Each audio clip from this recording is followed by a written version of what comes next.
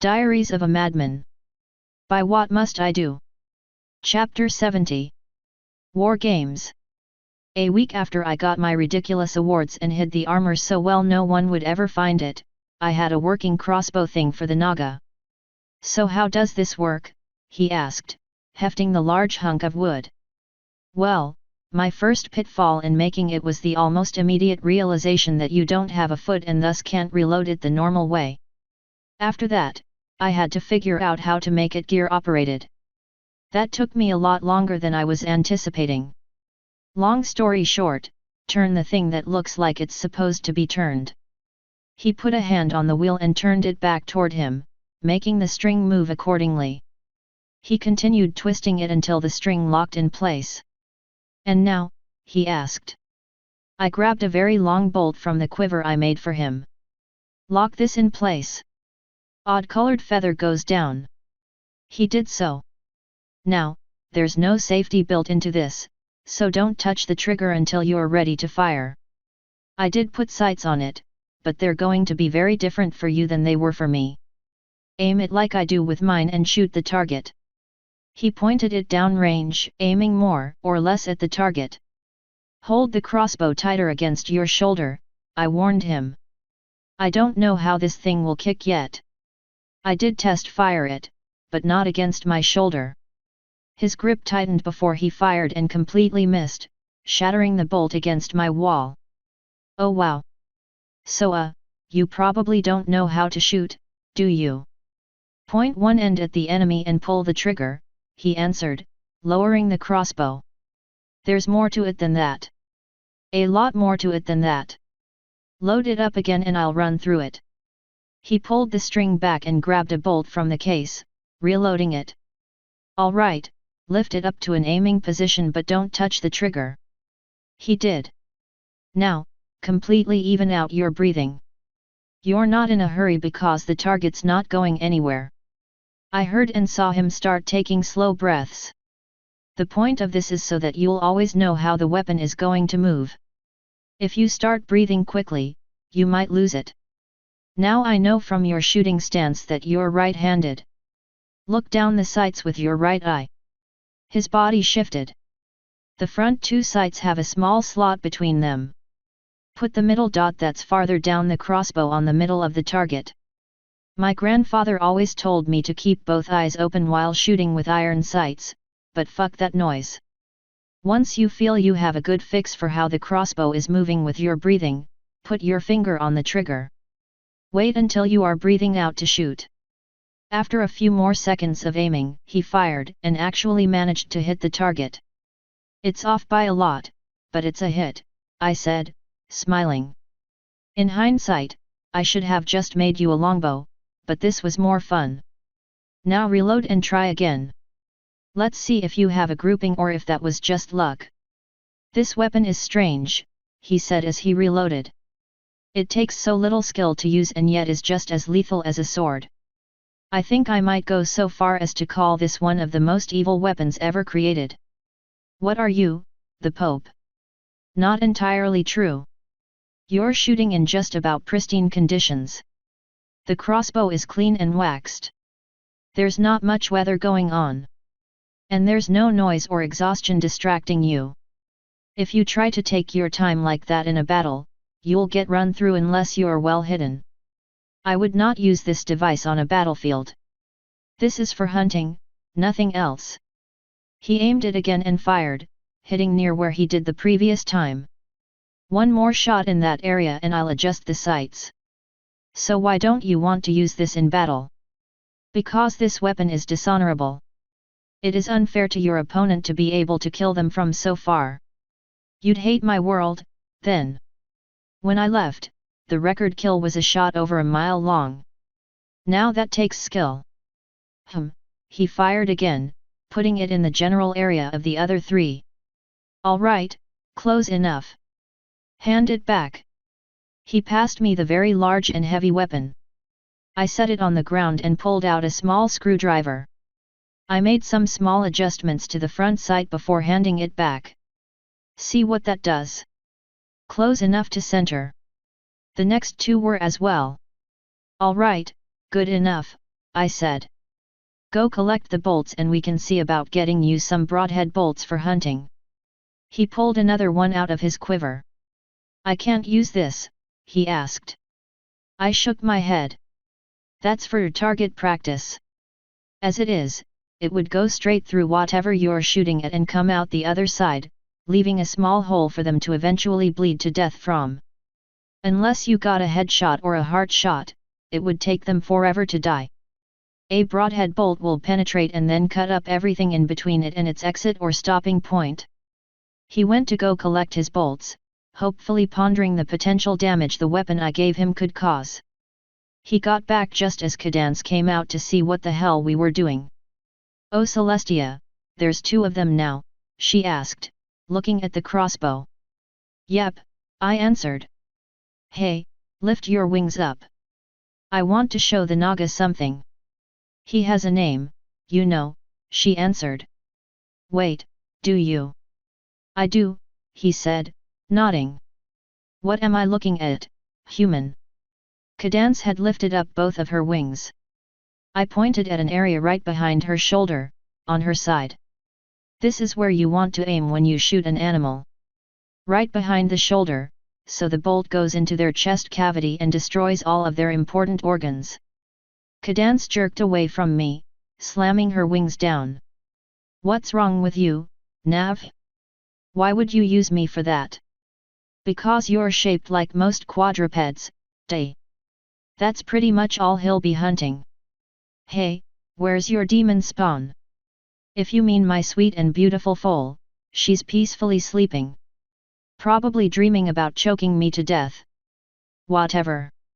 Now, I need to go into town to make some special orders with the blacksmith. Who, by the way, loves me for bringing him so much business. I haven't had the heart to tell him that he's making weapons. Maybe one day I'll bring him a list of the things I've killed with the bolt heads he's made me.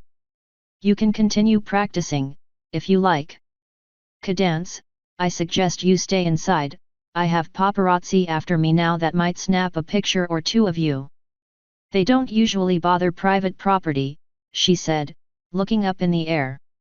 And if they do, the Naga said, I will put this new toy to a good use. Don't fire it toward the town, I warned. If you miss, the bolt might land and hurt someone important. Anyway, I'll be back when I'm back. When I landed at the blacksmith's shop, I couldn't keep a smile off my face. I had a little bit more to order than just broadheads. I ordered a metal tube with circular etchings inside. For those of you that don't know what that means, it was my first step in building a gun. My second step was flying out to Zecora's house and picking up some chemicals and ingredients that I had her promise not to reveal to Twilight. Hopefully my order of the rifled tube would be done soonish. It was. A week later, the Naga and I once again stood in my backyard, looking over at a target. Now, I don't know if this'll explode in my face or not, I told him. So I think by all rights you should fire it first. He looked down at me. And in what way does that logic possibly make sense? In the way that I got a little bit drunk before doing this, so if I died I wouldn't care as much. Hand me the gun. I did, almost reluctant to pass my shitty little pistol over. He aimed it downrange, slowed his breathing, and pulled the trigger. Nothing boom. The gun jerked backwards since the Naga wasn't expecting such a bad kick. The bullet slammed into my wall and I heard it ricochet back and fly off to who knows where. Sometime during all that, the Naga's mouth dropped. Well. It works, I said, loud enough to get over the ringing in my ears. Cadance burst out of my back door. What happened? Is every pony okay? Yeah, we're good, I told her. Just testing an experimental weapon, is all. Before she could answer, a blue blur landed in front of us. What happened? Dash asked, looking around. I heard some kind of explosion over here. Nothing much, I answered. Just testing something. Shall we try again? I asked the Naga.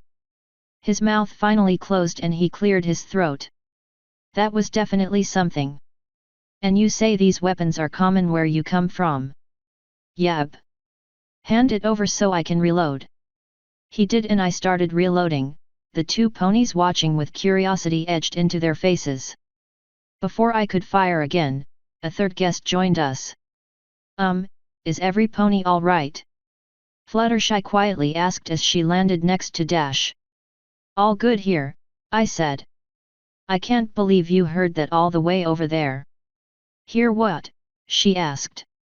I just felt something fly by right in front of me and found this. She held up a very flattened lead bullet. I saw that it came from this way and then saw every pony gathered around here, so I thought I would make sure you were all okay. Ooh, that could have been bad. All right, I'm not firing this gun next to a stone wall. Or at least, not directly at one. Wait here. I flew up and sat on my roof, so that I was aiming down at the target. I adjusted my aim properly, said a quick prayer, and pulled the trigger. After a second, the gun fired. Fluttershy jumped, screamed, and hit under Dash.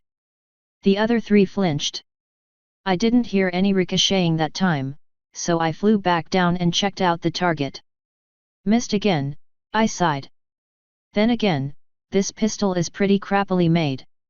It's more of an emergency backup weapon. What is that?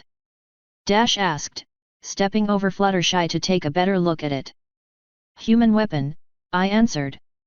I've been wanting to make one for the longest time. It's not a good weapon and it'll probably never help me, but it'll feel good to have just in case. What's it do? She asked. I held up a lead ball. It uses an explosion to fire this at an insane speed so that when it impacts the target it does a ton of damage. Cool. Can I try? I smiled and ruffled her mane.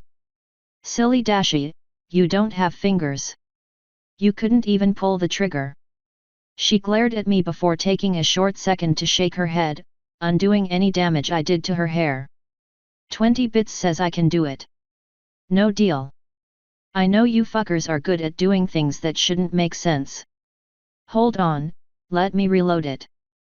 I did so and held it out for her. No sights on this one. Just aim down the barrel and hope for the best. But do it on my roof. Why up there? She asked. The thing that almost hit Fluttershy was a bullet that he shot from here to the target. The bullet bounced off the wall and flew back all the way to wherever she was. If you shoot down, it'll have a higher chance of embedding into the ground. Probably. Whatever. She took the gun and flew up to my roof. She sat down and gripped the gun with her two forelegs and lifted both wings to the trigger. She took a second to aim or whatever before jerking her wings back. Now, for those of you that have never pulled a trigger on either a gun or a crossbow, jerking the trigger is exactly what you don't want to do. The gun fired, sending the bullet over my wall and into the forest, where we heard it bouncing around the trees. Dash fluttered down to us, looking somewhat abashed. I don't think I did it right, she said, looking at the gun. Yeah, you aren't supposed to jerk the trigger. I only had 20 bullets made. Cadance, you want to try it? No thanks. I'm not really a fighting pony, Nav. Tell that to the changeling you murdered. Fluttershy. Her eyes opened wide and she started backing away, shaking her head. Dash grinned and slapped her on the back with a wing. Of course she does. She pushed Fluttershy forward despite her wishes. This is her choice, I said.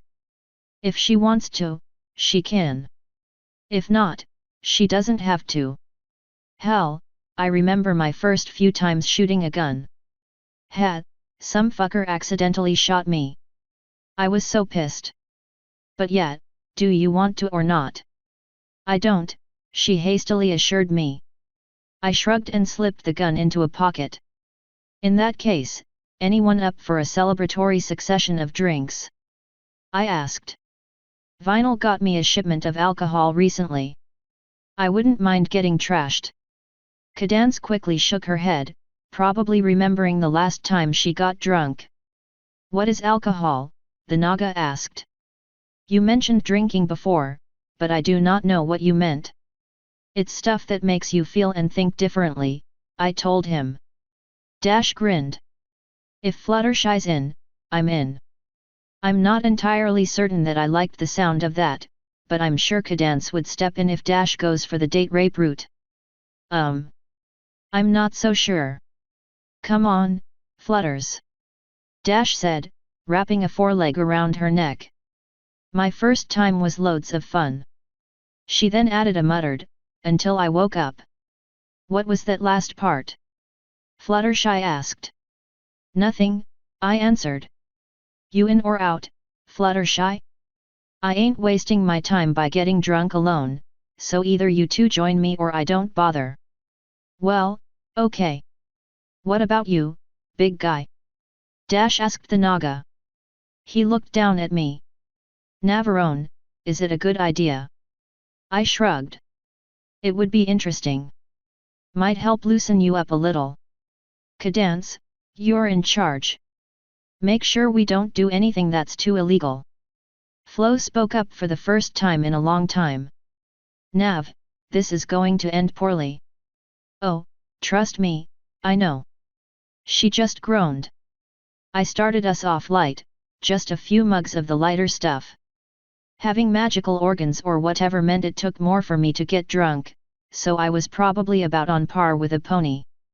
Fluttershy had a faint blush after a few rounds. The Naga didn't look like he was being affected at all. Dash had a smile on her face, knowing what was coming. Cadance wasn't in the room as she was making sure her hellspawn was all right.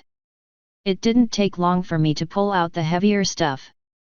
Soon enough, Fluttershy was tanked and I was well on my way. The Naga's tail was slowly starting to curl. Dash was just openly smirking at Fluttershy, who was staring at me with a very flushed face. I don't remember much after a certain point.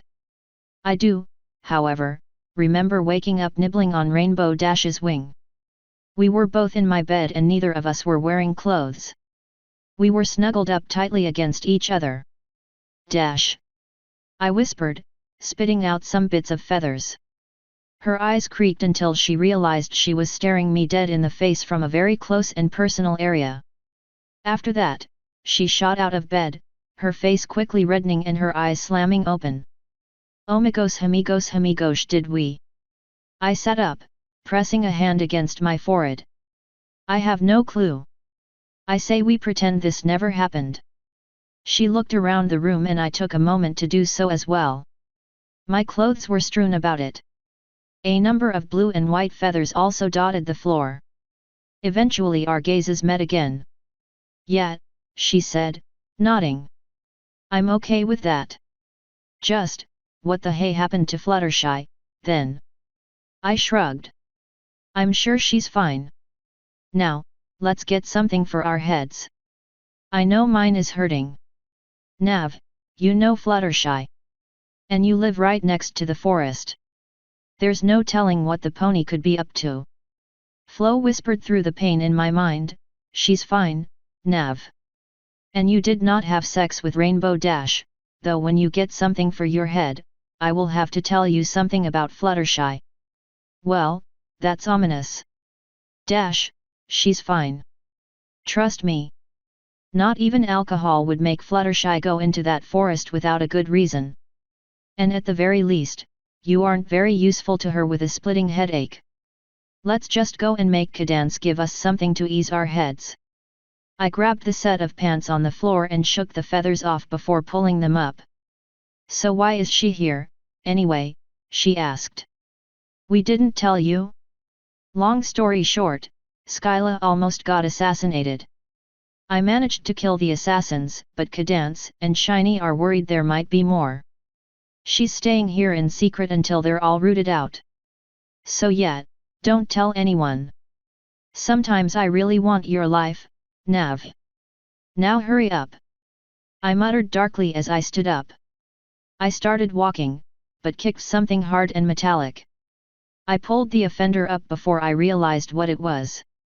I quickly tried to hide it, but Dash saw it. Is that my cutie mark? She asked, peering at the blue boot in my hand. No, I shoved it under the bed. Now come on. No, I wanna see this.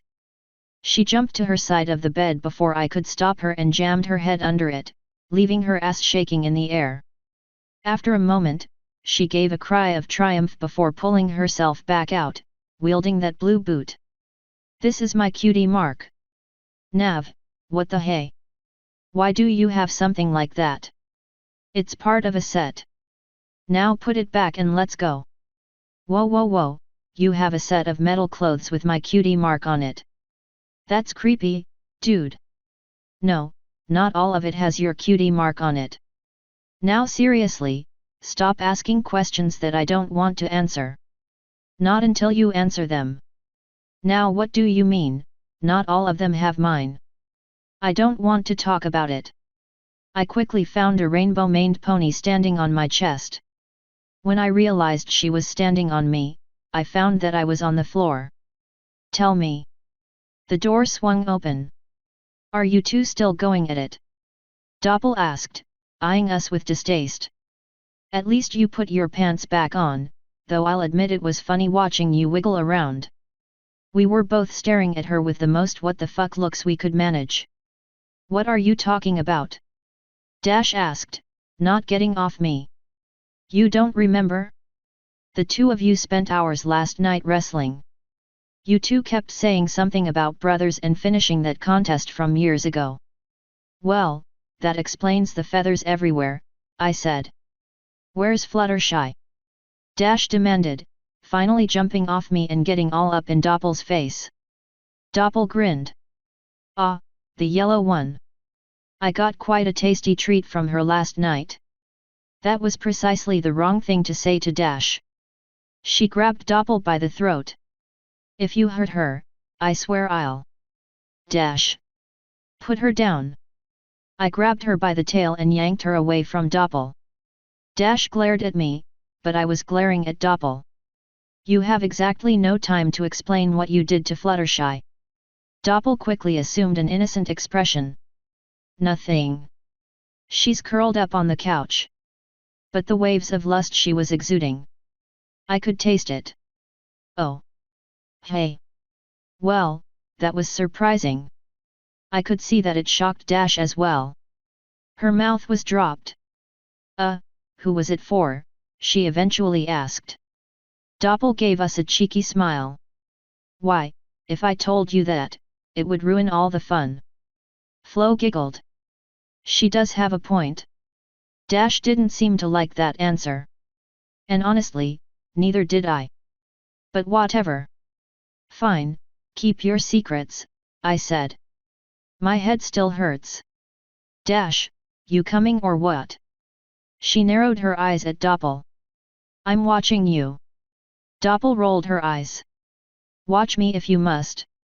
But someone has to clean up the mess you two made last night, and the longer you linger in here, the longer that someone will have to be me.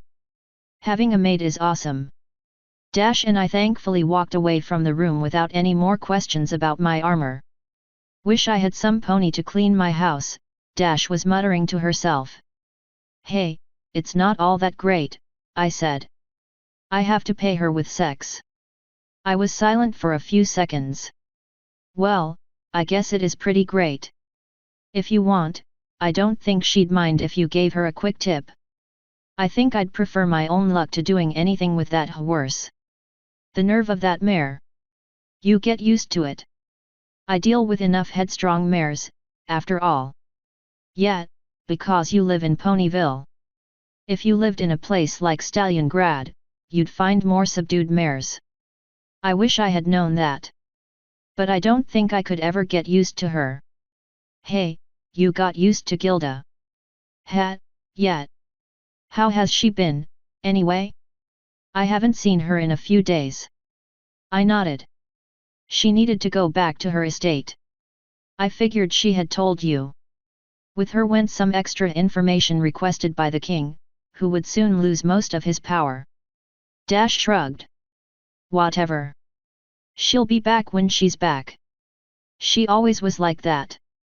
We finally got to the living room, to see Fluttershy on the couch. Should we wake her up? I whispered. Dash shook her head. She needs the sleep, as much as she deals with her animals. Let's just find Cadance. She was where she belonged, in the kitchen. Taya was also there, holding a frying pan with magic. Now just flip it, Cadance said, smiling her typical smile. Taya did so while Dash and I practically collapsed into chairs. They both looked up when we walked in. Cadance quickly took to blushing, and she looked away. I don't reckon we could get some healing on us? I asked. And now Cadance was narrowing her eyes at me. After your behavior last night? You're lucky I don't use a different kind of magic on you instead. I don't remember anything of my behavior last night, past the part where we got drunk. Dash is in the same boat. So if you would kindly unwad your panties and heal us, that would be great. Dash whispered, what are panties? Later, I quietly answered. You knew the consequences, Cadance huffed. This is your own fault. Yet I knew the consequences. I also knew that I could get around them because I have 2 unicorns living in my house. Given that half of those unicorns is an alicorn and living in my house on sufferance more than anything, I figured she would be okay with that. Normally, yes. But after what you did last night, and your total obliviousness, I decided it might be best if you deal with this one yourself. I'm not nearly as oblivious as she thinks. Just apathetic. Whatever. Taya, you're good to heal us, right? She looked back at me, still levitating the pan. Kinda busy here, Daddy. I waved a hand. It's cool, we can wait a few. I lifted a wing up and started cleaning and fixing all the fucked up feathers. After a second of awkwardness, Dash joined me in preening, fixing up her wings as well. So aren't you too curious at all about what happened? Cadance asked, watching us work. Nope, I answered. No reason to let her know, Doppel already told us. We're good. Besides, that ugly bug thing already told us, Dash helpfully added. I just shook my head. What? What exactly did she tell you? Cadance asked. That Dash and I nakedly wrestled around the house. So, she didn't mention the Naga or Fluttershy? No, Dash said. She mentioned Fluttershy. Didn't tell us what she did, though. Let's just say that my signature spell wouldn't do much for her. I sighed internally, my suspicions confirmed. And just what the hey does that mean? Dash asked. It means that Fluttershy has the hots for someone, I answered, moving on to my other wing. Oh. Who? Answering that would ruin the fun, Cadance answered. I already knew the answer anyway. Whatever, I said. I'm not in the mood for this. Dash, go wake her up with a kiss and see how she reacts. Her wings jerked as though they should be standing up straight. I think it can wait. I shrugged. Suit yourself. It's probably the Naga anyway. I mean, have you seen that guy? Totally muscular. I bet he makes all the mares wet. Speaking of which, where is he? Absolutely no clue, Cadance answered with a shrug. I spent all last night making sure you two didn't break anything. And making sure Fluttershy didn't jump a certain somebody's bones. He wandered away sometime last night. I think he mentioned something about slaying a great beast. Well, that isn't ominous at all. There was a plate of pancakes being levitated my way, though, so I just assumed the Naga would be okay in favor of eating. Hey, what about me? Dash asked. Taya nodded at the stove. Pan's still hot. She joined us at the table as Dash crossed her forelegs and muttered. What's the matter, Dash? Mad you aren't getting light and fluffy pancakes made by a kind and loving daughter? I asked, merrily devouring one of them. She huffed. Well, there's a kind and loving Fluttershy in the next room that still needs to be woken up. Way I figure, she has a 1 in 3 chance of being willing to cook you morning after pancakes. Nav, will you stop trying to hook me up with my friend? If any pony, I think she's more than likely set on you. I shrugged. Thank you, Taya. These pancakes are considerably better than what I was planning to have for breakfast this morning. Namely, nothing. Daddy, you don't usually eat breakfast. I know. So, my pancakes are just better than nothing. I stopped eating for a moment and gave her a deadpan stare. She giggled and I went back to eating. Just as I finished, Cadance put more on the table.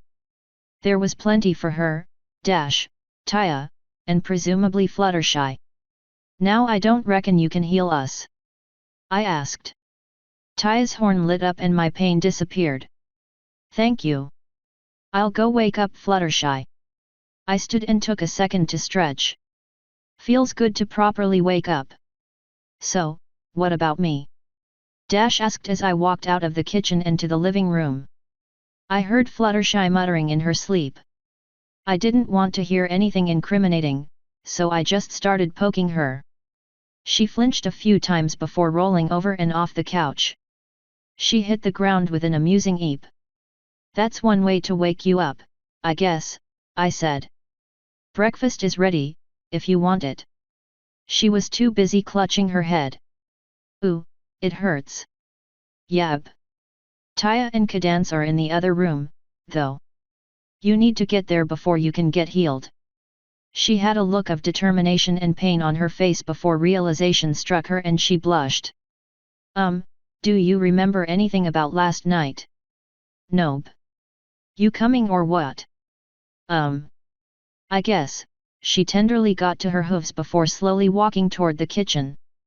Well, at least she didn't throw up, I muttered. As far as I know, none of us did. I went down to the cellar to see if the Naga was there. If he wasn't and he wasn't in or near the house, I was thinking we might have a problem. I made my way past the generator and into the pool area to find a noticeable lack of Naga. This could get ugly. I walked back upstairs and outside, flying up and around the house. No Naga. Where the hell did he go? I asked no one, looking around. Thankfully, the Naga's interesting form of walking means he tends to leave a semi-noticeable trail wherever he goes. I landed in front of my gate and eyed the ground. There were several instances of him going to and from the forest, but one broke off and headed somewhere else. I jumped into the air and followed that one. After several twists and turns, it eventually led me to a very familiar lake. This was the lake where the giant squid lived. I'm sure he'll be fine. Just to be sure, though, I flew over the top so I could look down and try to spot him. I did, near the middle of the lake. He was coiled around the squid, holding onto it. Neither was moving. I took a deep breath and dove for it, propelling myself deep into the lake. When I got down there, I shook the Naga until his eyes popped open. His head jerked around and he quickly noticed his odd position. His mouth dropped and he did his best to untangle himself as I swam back to the surface.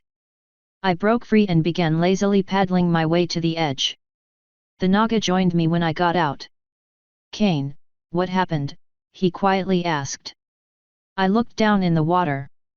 Is the squid dead? It is not. Then buddy, I think you just fucked a giant squid. I am never touching alcohol again. Before I could answer that, I saw something large swimming out of the water. Dude, run. I fucking booked it. The Naga looked behind him and somehow paled before slithering away as quickly as possible. I looked back when I was far enough away and saw the squid surface. It waved its tentacles around and made clicking noises with its beak. I turned and kept fucking running. When we could no longer see the lake, we slowed down.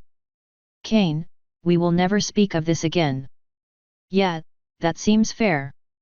Good. The yellow quiet pony wants to lay with you. I believe that if you do not want a Naga, she would be a good mate. Nice and quiet, subdued. She is much better than that annoying pink pony. I didn't know if he meant Pinky or Cadance, but either way the point was the same. And he was right, in a way. If I wasn't leaving in a year I would give Fluttershy a chance. It wouldn't be fair to her to just start something like that and then leave right in the middle of it. There's also the fact that I'm broken, but if anyone had a chance of dealing with that it would be Fluttershy. We made it back home soon enough. I was mostly dry when I stepped through the door. The Naga immediately went to the cellar and came back out a few minutes later with his crossbow and sword. He said nothing as he left. What got him in a huff? Cadance asked. I don't want to talk about it, I answered, sitting back down at the table. The others had finished eating by then, and were awkwardly trying to not push the subject of just what the hell happened last night. I saw an opportunity and took it. So I think we can all agree that pretending last night never happened is a good plan. All in favor? Dash nodded. Cadance and Fluttershy didn't move. Taya shrugged. All opposed. Cadance and Fluttershy lifted their hooves. Okay, that's 3 against 2. Majority rules, silence, and forgetting wins. No one mentions it. Who was the third? Cadance demanded. The Naga. He told me that we would never talk about what happened. That sounds enough to me like he never wants to talk about it. That doesn't count. I sighed and looked at Taya. Work with me here, dear. Not talking about it is good. There, 3 against 2. Fluttershy sighed and looked down at her plate. Cadance pursed her lips but didn't say anything. Dash and I brofisted. All right, now I just need something to do today. Any suggestions? Cadance's horn lit up and an envelope flew over and smacked me in the face. I opened it up and pulled out the letter, quickly reading through it. Oh yeah. I forgot about that. What is it, Nav? Dash asked, squeezing next to me to try to read it. The war games start tonight. I need to get my shit ready. I gotta be in Canterlot by. Oh fuck. Taya, meet me out back in half an hour. I dropped the letter and ran upstairs. I put my armor on as quickly as possible. The black armor, not the gay armor. I then grabbed a bag and started stuffing clothes in it, because I didn't know how long I would be in the field. With the clothes went a number of human weapons and a dark cloak that I could stuff things in and wear over my armor. Then I started putting weapons on. Sword, daggers, throwing knives, crossbow, and bolts. My key went on a sling about my neck. My ring joined it, for the moment. A few minor explosives, all of which couldn't actually hurt someone, went into the bag. About 25 minutes after I got upstairs, I made it back downstairs. I found everyone waiting out back. Doppel, Dash, Fluttershy, Cadance, and Taya.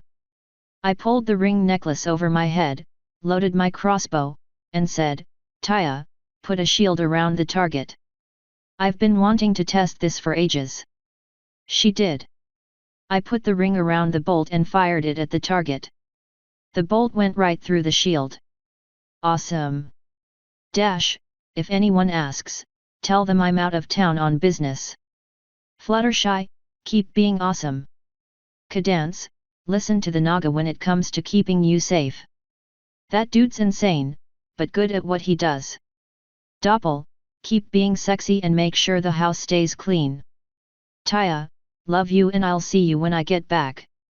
I didn't even stop to listen to their replies, just quickly flew over to the bolt, pulled it out, grabbed my ring, and flew off. I assume they read the letter and knew I was due in Canterlot in an hour and a half, and thus didn't want to slow me down any. It was a thankfully uneventful flight. I landed in Canterlot Castle where there was a large group of unhappy-looking bat ponies. I assume they were unhappy because they had to be awake during the day. When I touched down, one of them approached me. Princess Luna is waiting for you in the room you hate, wherever that is. I nodded. Thank you. I spread my wings and took off to the courtyard adjoining that room. I landed in it, looked in the window, and saw Luna carefully balanced on a bookshelf that was right next to the door, presumably so that she could tackle me when I walked in. I pushed open the window and hauled myself inside. She glared at me from her perch. You were supposed to use the door. And princesses are supposed to be above petty pranks. Luna teleported to the floor. What do you need? She looked me over. Where is your knightly weapon? Why would I use an axe if I have a magic sword? Come on, Luna. How else is Eniponi going to know you're my knight? I crossed my arms. The fact that I'm the only human on the planet, maybe. She rolled her eyes. At least you aren't wearing that hideous armor my sister insisted we give you. I hope you had it destroyed. Hidden, actually. Just in case, you know. She shrugged. No matter. I need to give you the proper look before you meet your opposing knight, though I think you already know him. Sir Fancy Pants, I believe his name is. Oh man, I love that guy. He's the only rich fuck in this place that's worth dealing with. It'll be a shame that I'll have to murder him. Quite. Now stand still. Her horn lit up and I felt my wings slowly hardening to become bat-like. I also tasted blood as my fangs grew. I grinned at the taste, letting blood spill from my smile. By the moon, that's creepy. I do not think you will have any problems with scaring Eniponi, Nav. Good. I don't suppose you have a towel or something. Her horn lit up and a dark blue towel popped into place. She dabbed my face with it, jerking it away whenever I tried to take it. I rolled my eyes and waited until she was finished. There. Now, come along.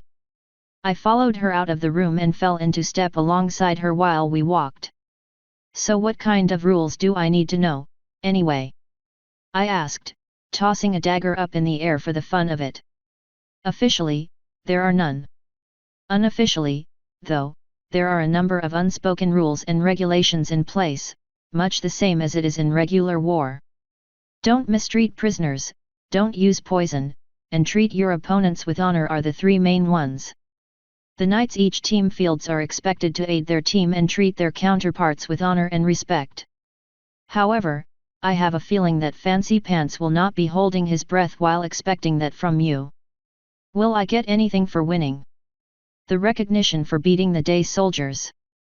And you might get a personal prize from me, if you are interested. I was not. We continued in silence, until I asked, do you want me to win this campaign, dark and dirty? Or do you want me to make you look good and risk losing by playing honestly? Navarone, I want you to humiliate Shining Armor. Do that however you see fit. The best way to do that would be to beat him at his own game. But that ain't how I roll. How long do these games usually last? 2 or so weeks, unless an emergency comes up. I nodded. We'll see about that. If their ranks and fighting style was the same as I was expecting, I could probably take them out within a week, depending on the number of troops they had. What numbers are we looking at? Each side will use 500 troops. At my barked laugh, she looked over. What? 500? That's ridiculously small. Shit. Well, at least it won't take long. 3 days will be my goal.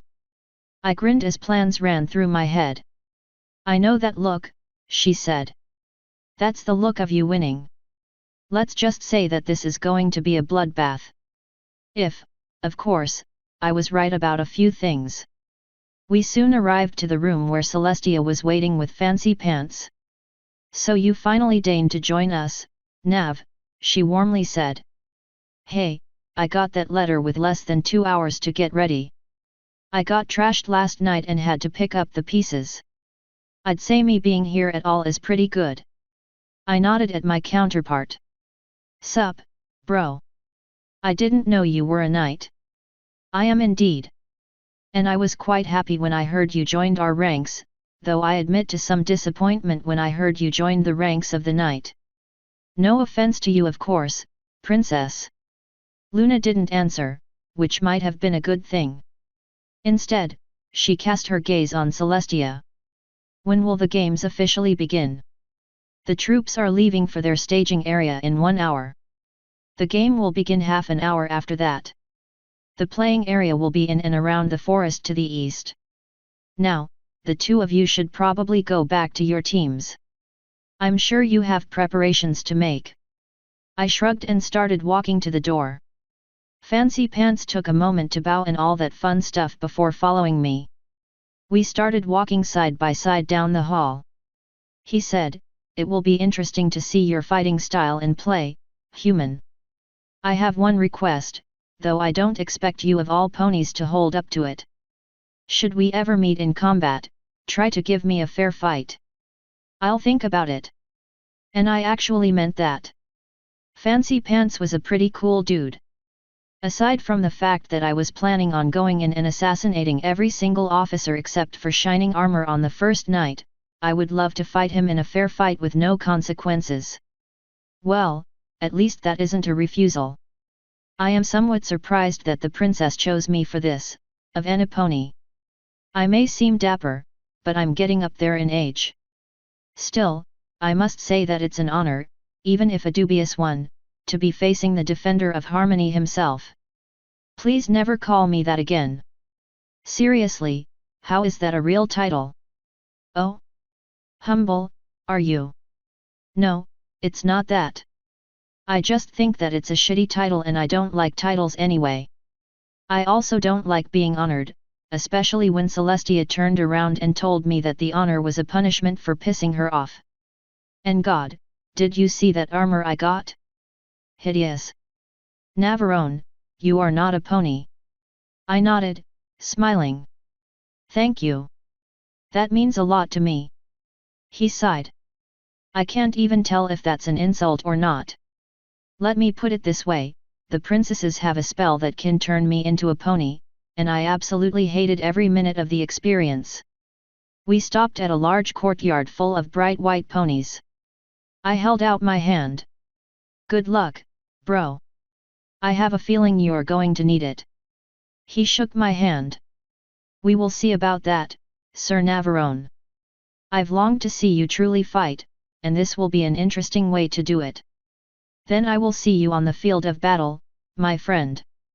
Until then.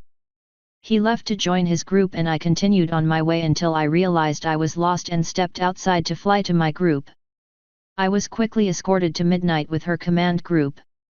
There you are, she said, relief in her voice. We were beginning to wonder if you were going to show up. All right, do you remember the group you had when you raided the castle? I nodded. You will be in command of that force, along with a few other squads. I expect you to report to me what you're doing when it's convenient, and to be ready to cancel your plans on a moment's notice if something big happens. Any questions? Can I have the changeling and the griffin? You can have Quisling. I have plans for Shade and the few other griffins she has. Anipony else have questions? There were none. All right. Go to your groups, every pony. Navarone, wait here for a moment. We waited in silence as the others broke off. I'm giving you a lot of autonomy here, Nav. Before I leave, I want to know what your game plan is for winning this one. And why did you want the changeling and griffins? My plan is to kill every officer they have except for Shining Armor and one other, and then have Quisling disguise as one of the killed officers. Then create a ruckus so it looks like the assassin was caught before he could finish his work so no one will be suspicious. From then on, we'll just harass the shit out of them. And you are sure you can get around Shining Armor's shield? I nodded. Very sure. Maybe we'll even poison their food supply while we're in there. She shook her head. No. I am okay with assassinations, but we will not risk actually hurting some pony with poison. I shrugged. Whatever. How many officers is he going to have, and how will we be able to tell who is who? You're going in at night, so expect them to be intense. The common troops will be sleeping outside, probably. And our camping arrangements? We're taking the suggestion you made some time ago. There will be 5 camps, all within range of quick response to the other. Officers have been unmarked since the troops know them well enough. We will have no tents, since we'll be camping inside the actual woods. I believe Shining Armor will camp outside the forest. That might make things a little harder, but it might also make them easier. Your 50 troops will be billeted with my command group. Come, I'll take you to your ponies. I followed her. So what's the plan for the other groups? I asked. Once again, I'm following your suggestion. The groups are mostly autonomous, though I expect runners from each group so I know who is doing what. I expect patrols, ambushes, raids, and a number of other things. I will order every pony to stay away from the enemy base while you're working there tonight. Thanks, Blossom. It's Captain Midnight, Sir Navarone. I expect professionalism while on a mission. I shrugged. That'll be easy enough to fake, I suppose. I only have one professional bone in my body, though. And if you keep talking about it, I am going to break it. Hey! I like my right index finger.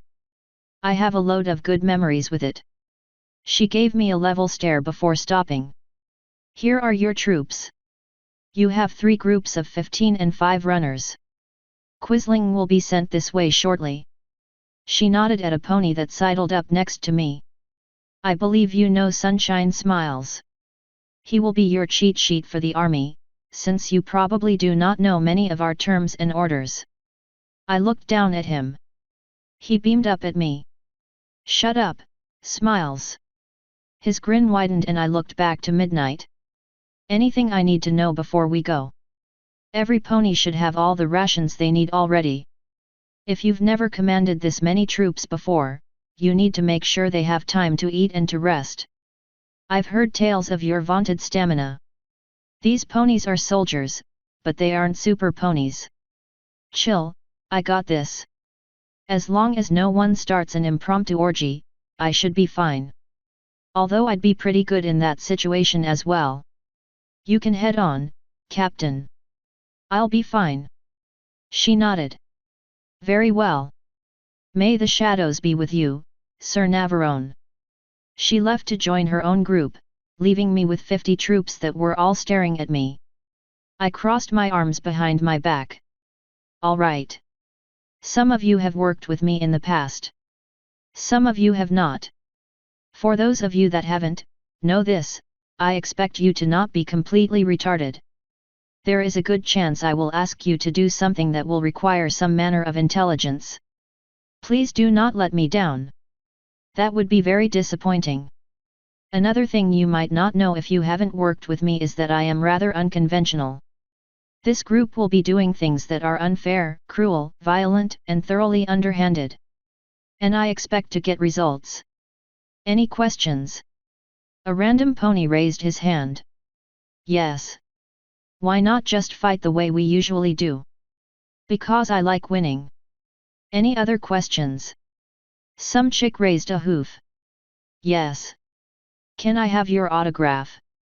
What? My son wants your autograph, sir. I blinked a few times before shrugging. If you've got paper and something to write with, sure. Any other questions? The mare scrambled away, presumably to find something to write with. Someone else raised a hoof. I wasn't actually expecting questions. Yet. Whose group are we staying with during the day, sir? Captain Midnight's. Intermingle if you must, but remember that we're probably going to be on the move a lot. Or at least, I will be. There are 3 groups of 15 here, so I'll probably go out with one group while the other 2 get rest. The mare from before came running back with paper and a pencil. I bent down to Sunshine's level to write on his back and made out my first ever autograph. It was odd. I handed the paper and pencil back to her. Thanks, Sir Navarone. She rejoined her unit, tucking the paper into her armor.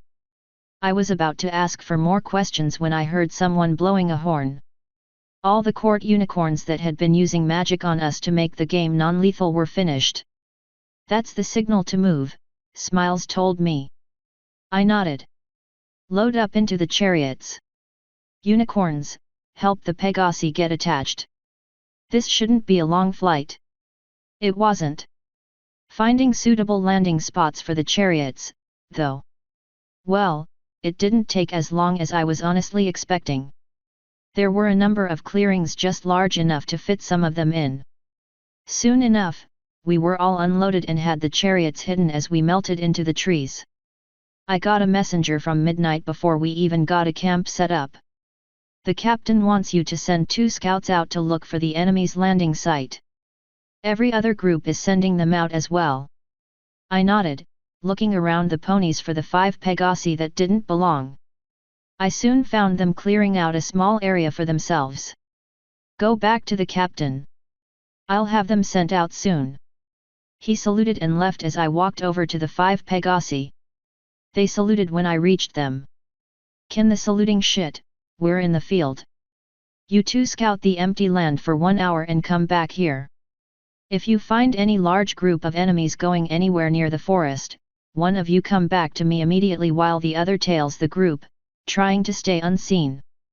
If you find the enemy camp, watch for as long as you can before coming back. Do not get knocked out. I need all 5 of you alive. They nodded and took off. Carry on. They went back to clearing a spot on the forest floor as I went to find Smiles or Quisling. Quisling was much easier to spot. He straightened up from his position on the ground when I came near. So I heard you had a special job for me, he said. I nodded. I do. How good are you at assassination? Let me borrow one of your daggers and I'll be very good at it. Getting me through the shield, though. I assume you have a plan. I do. I'll let you feed off some of my memories before we go, because you could be there for a few days if this goes off well. Feed off memories. It's a human thing. I don't feel like explaining it. Be ready to go with the group at 2 in the morning. He shrugged. Yes, sir. I left him and went to find Smiles. Given that almost all of the stallions looked the same, that was a lot harder than it looked. I found him soon enough by calling out his name. Sir. Go find my 3 group leaders and bring them here. I need to know their names and any specialties. He went off to do my bidding. Soon enough, I had 3 stallions and a mare in front of me. You all know me. Who are you and does your group have specialties?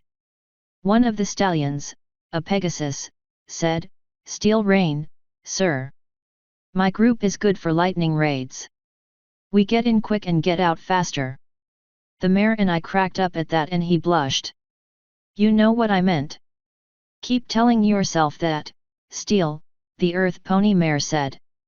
I'm Panzer Wagon. We are one of the best groups of fighters out there and can take and dish a load of punishment. The last one was older, a grizzled unicorn.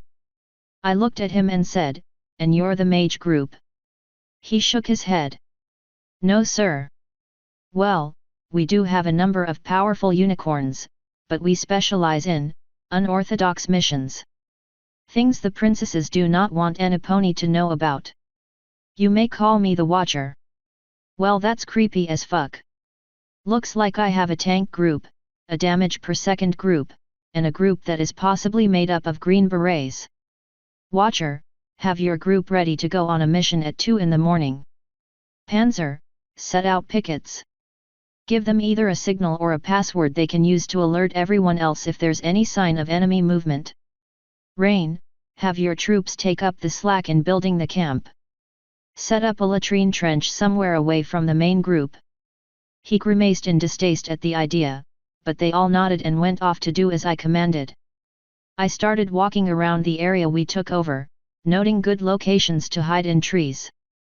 That might not make sense to most people, but think about it this way, horses are natural prey animals that tend to live in prairies and open areas like that. Thus, any that would wind up in a forest would probably never think to look up to spot an ambush. I mean, their predators usually come from the ground, not from the air. I was hoping griffins and dragons wouldn't have rendered that potential advantage worthless. I was about to test some of the spots to see if they would hold me up when one of my scouts came zooming back into base, flying straight to me. Sir, a large scouting group is entering the forest. Numbers 30. I nodded once and yelled out, "Steel Rain! Get your group together! Quisling, you're coming too!"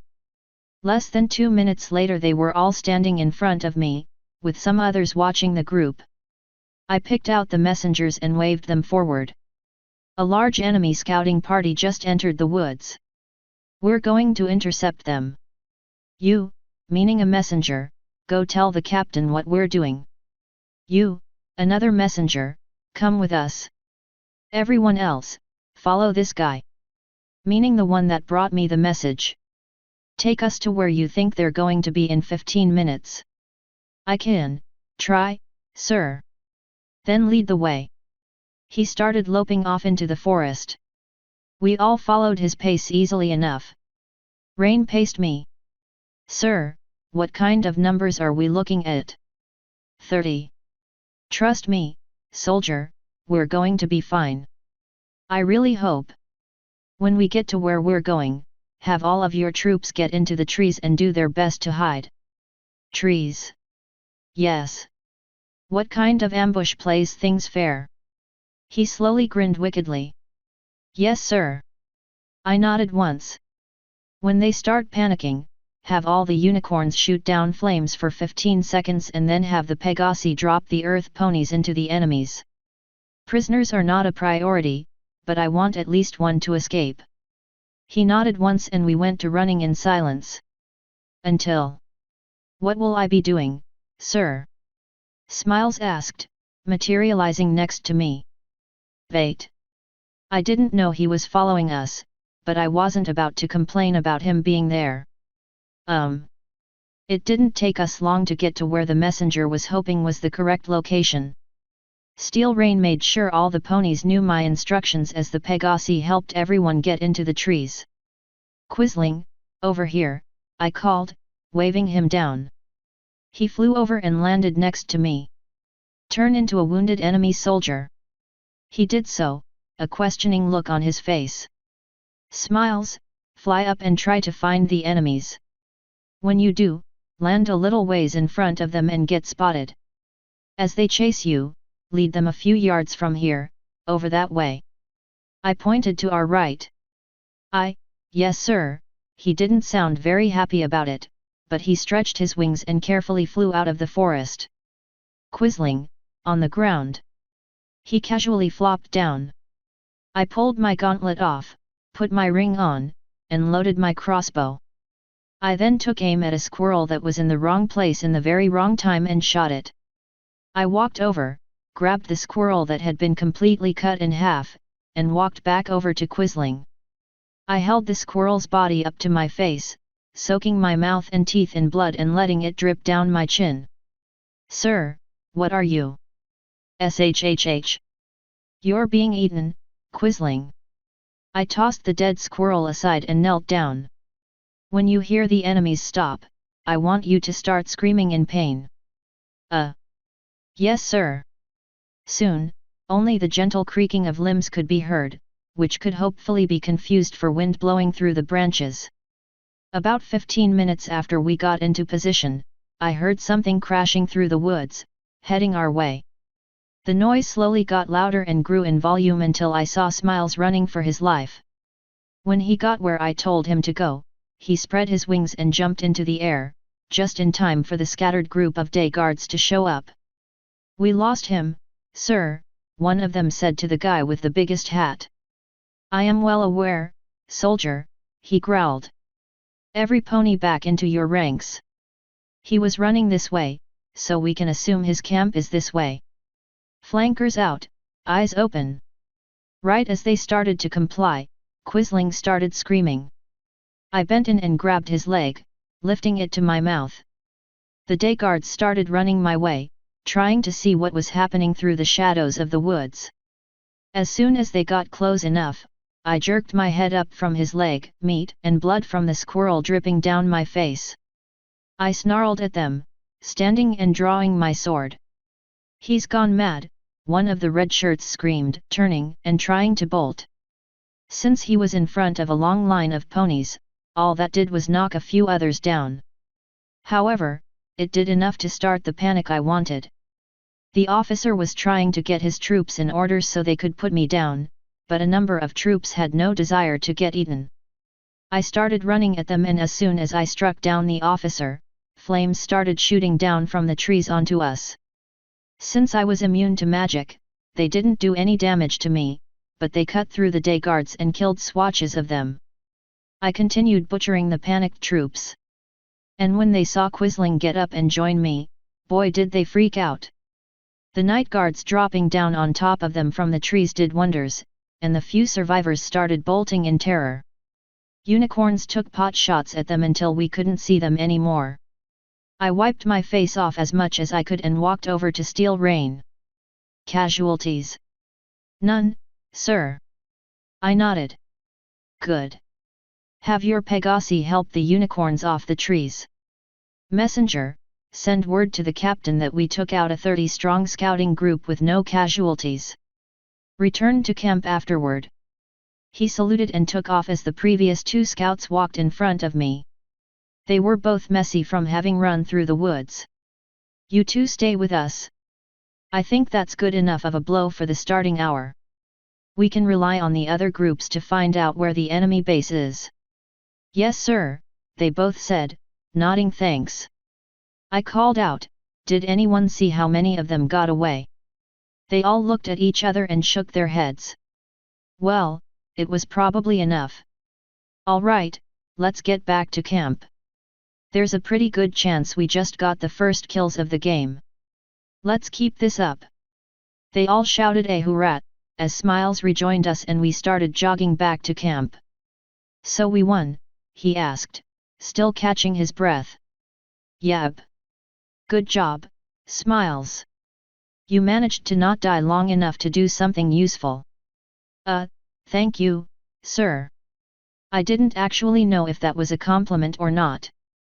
I also didn't really care either way. We continued our run in silence. When we got back, we found the forest floor very well cleared out, with Watcher's men sleeping and Panzer's men standing guard. The messenger was waiting for me. He trotted over when we got into camp. Sir, Captain Midnight sends congratulations. She also had her troops help clear us a spot, since so many of ours were busy. She ordered that our pickets link up with hers so they'll know where their friends are. I nodded. Thank you, soldier. Tell Panzer to take care of it, it's her troops that are out there. He nodded and went off to find her. Steel Rain came over to me. Orders, sir. Have your men rest. They did an outstanding job. Tonight I'll want you and Panzer to be ready to bail out me and Watcher's group when we do our mission, so they need to be well rested. Hopefully it won't come to us needing a heavy extraction, but if it does, I'd rather it be with the full group. He nodded. I understand, sir. We'll be ready for you. I nodded and settled in to wait. As it turns out, soldiering is a very boring business when you aren't actively fighting or planning. I ended up sitting with a group of Panzer's veterans and swapping stories with them. A few hours after the ambush, I got a messenger from Midnight who gave me a map of the surrounding area, with all of the camps marked. It also showed Shiny's army outside the forest. Up in the top right of the map, there was a count that read us, 498. Them, 465. I assumed we lost 2 scouts, or maybe there was a minor skirmish or something. I looked it over and realized that it would be hard to get to Shiny's camp easily, assuming he had any guards at all out and about. They were in flatlands. I was hoping Watcher's team had a fix for that. With a map in hand and a relative plan in place, I settled back in with my troops and continued talking and telling stories to pass the time. After what felt like hours because it was hours, it finally hit 1 in the morning. There had been a few more skirmishes of which none of my troops were involved, and the count was about 490 to 458. I was about to decrease their count by a lot. Watcher's group was already awake and Rain's group had taken over the pickets. Quisling was waiting for me.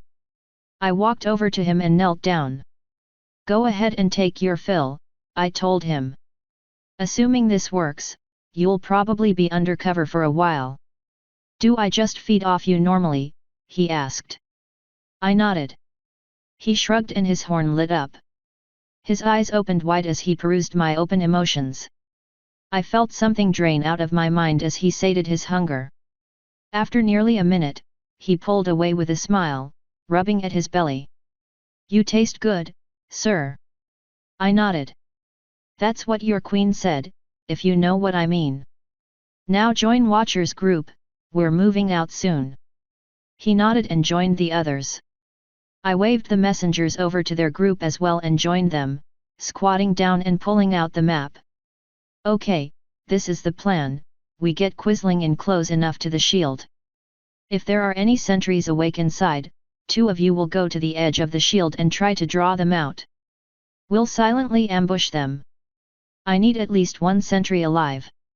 I'll quietly get some answers from him before Quisling takes his shape and goes through the shield. Then he'll kill a number of high-ranking officers before taking on the shape of one himself and remaining inside. We will then create a disturbance and get a small number of troops following us to an ambush set up by Panzer. I came up with that last part on the spot. Any questions? Quisling asked. How am I getting inside, sir? I have a magic nullifying ring. Don't ask how I got it or where. I also have a way of making sure I get a true answer from the sentry. Any other questions? There weren't. All right, Watcher, do you have a way to get us quietly and invisibly to their camp? Quietly, yes. Invisibly, sort of. We can cast a veil of darkness spell over ourselves. We won't be invisible, but they won't be able to easily see us. Good enough. I turned to one messenger. Tell Panzer and her group to set up an ambush just inside the forest near the enemy's base. We might be coming in hot when we exit. Tell her to get her ponies into the trees, if possible. 2 other messengers, stay here. Everyone else, let's move. 2 Pegasi, stay in the air and make sure we don't bump into any enemies. We began slipping through the trees toward the enemy camp. You could only move so silently through a full forest, though. Not like it really mattered that much, I suppose. We made it to the edge of the forest without running into any enemies. Panzer's group caught up to ours shortly after we left. She didn't seem overly pleased that I so suddenly included her, but she didn't comment on it. She began setting her troops up as we quietly made our way out into the open, invisible to all but the most careful of watchers. Shining Armor's shield was a beacon in the center of the grassland, a big attack here sign that I was just waiting to take advantage of. Soon enough, we were 100 yards away from his shield, all crouched down and waiting to pounce. I turned and whispered, I need a Pegasus volunteer. One hand shot up. Go over to the shield and find a way to get a single sentry out here. I would go, but he'd probably call everyone out to take me down. The soldier nodded. Yes, sir. Lead him this way. I nodded. He sketched a small salute and spread his wings before jumping out of the cloud of darkness around us. We watched as he flew over to the shield. He flew to the center and landed on it. I couldn't tell what he was doing. I soon heard a shout from inside and saw a Pegasus flying out at the soldier, who quickly spread his wings and flew back at us. He landed just behind the shadow we were hiding in. Watcher grabbed the enemy Pegasus as he was flying over us and pulled him into the darkness, shoving magic into his mouth to silence him. I whispered, make his voice quieter so he can't yell. Watcher's horn lit up again and he nodded at me. I pulled my key out and whispered, what's the watch password? The Pegasus was glaring at me, but answered, the day is clear. I passed my dagger and ring to Quisling. When you get inside the shield, gently toss the ring outside. I'll pick it up before we leave. You have to be wearing it for it to work. Don't kill Fancy Pants or Shining Armor if you can help it. When you finish or if you get caught, throw this into a mass of sleeping soldiers and then turn into an officer. I passed him a tear gas grenade. Yes, sir. He took everything and left the veil of darkness, turning into the Pegasus as he walked back to the enemy base. The distraction joined us. I finally noticed something and sniffed a few times, looking down at the Pegasus. "Why do you smell like piss?" my soldier giggled. "My fault, sir. I needed some way to get him and only him out of the shield. So I peed on him." "Well, that's one way to piss someone off." The Pegasus was still struggling in his magical constraints. I poked him with a knife. "Look, if you don't stop trying to fight, I'm going to remove you from the game. I mean, that would be better for you in the end because we're about to win this, but still." He sighed and stopped struggling. "There, isn't that better? Now just relax and watch the show." There was silence for nearly half an hour before we heard the screams. I smiled, knowing their entire camp was on alert. "Watcher, ready your unicorns.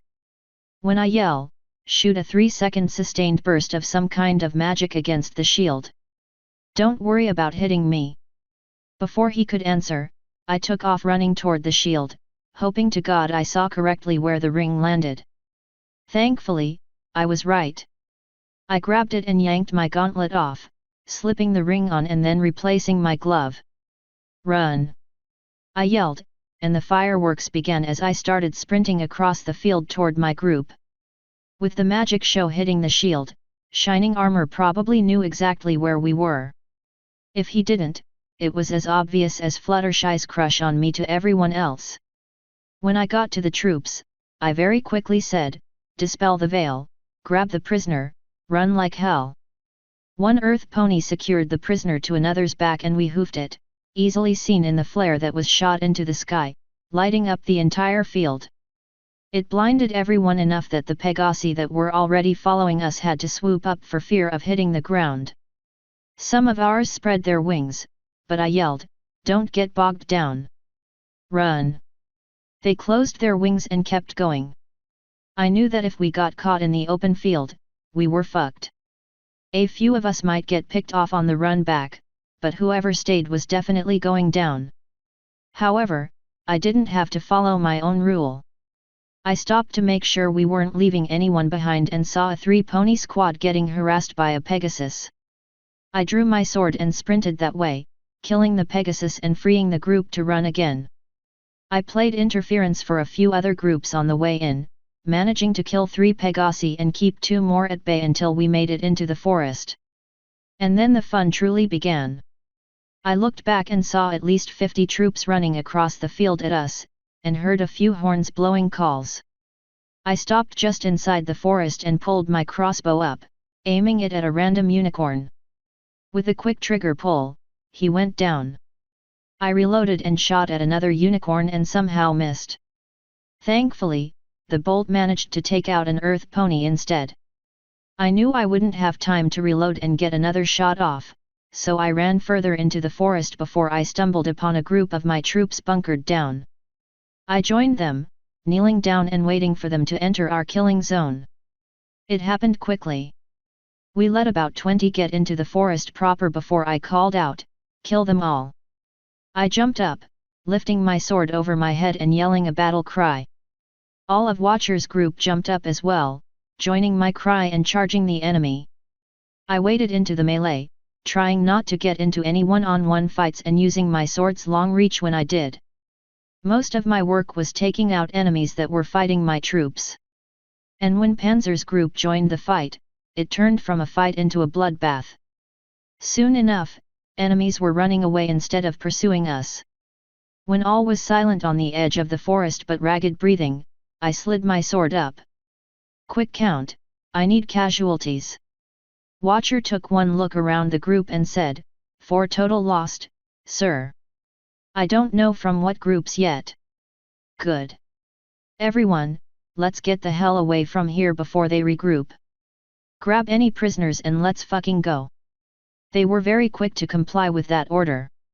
I had us jogging or trotting through the forest less than a minute later. I grabbed one of the messengers while we were moving.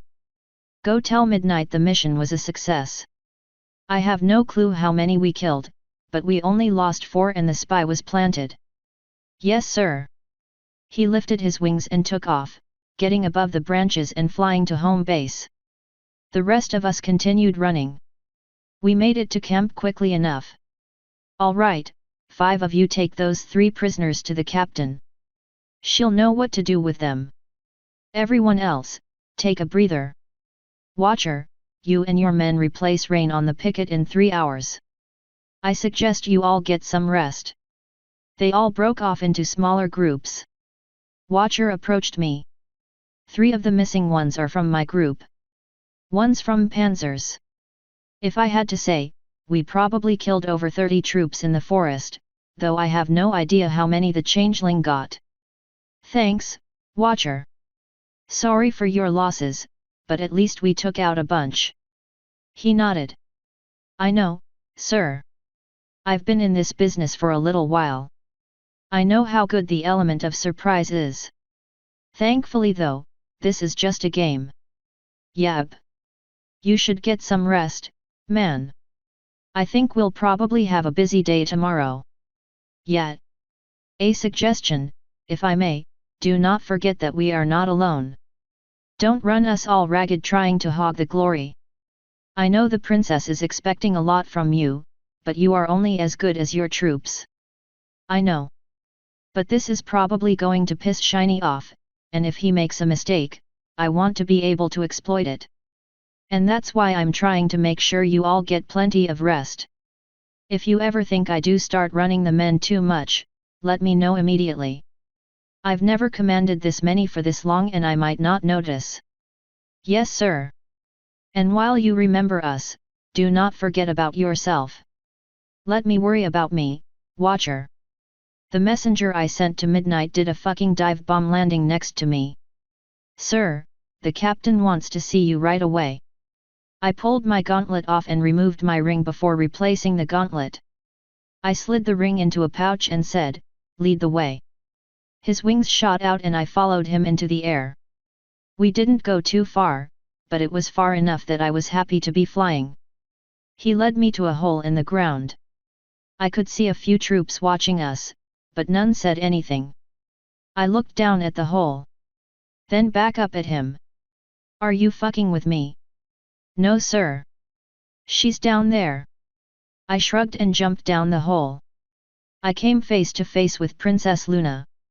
Navarone. I nodded. What's up, Luna? I am here to investigate allegations of cheating. Did you cheat, Navarone? I crossed my arms. I want you to ask Shining Armor how he's going to handle a battle against the Griffins when they do something unexpected. Is he going to come crying to a princess about how the enemy cheated while his men get slaughtered around him? I shook my head. There is no cheating in war, princess. There is victory or loss. Midnight stepped up. He's right, princess. There are no official rules of this contest anyway. Cheating is impossible. Oh I know, Luna answered. Which is why I am wondering why I am even wasting my time with this. What did you do, Navarone? I sent Quisling into their base disguised as a sentry and had him kill almost all of the enemy's officers except for Shining Armor, Fancy Pants, and one more. I then created a distraction and led 30 or 40 of his troops straight into an ambush. She nodded. I apologize for wasting your time, then. I will go and talk to Shining Armor. Her horn lit up and she teleported away. Midnight turned to me. Did you tally up your losses yet? 4. I don't know what happened to Quisling, but I assume he successfully integrated. One of my group leaders believes we killed over 30 in the ambush, but none of us knows how successful Quisling was.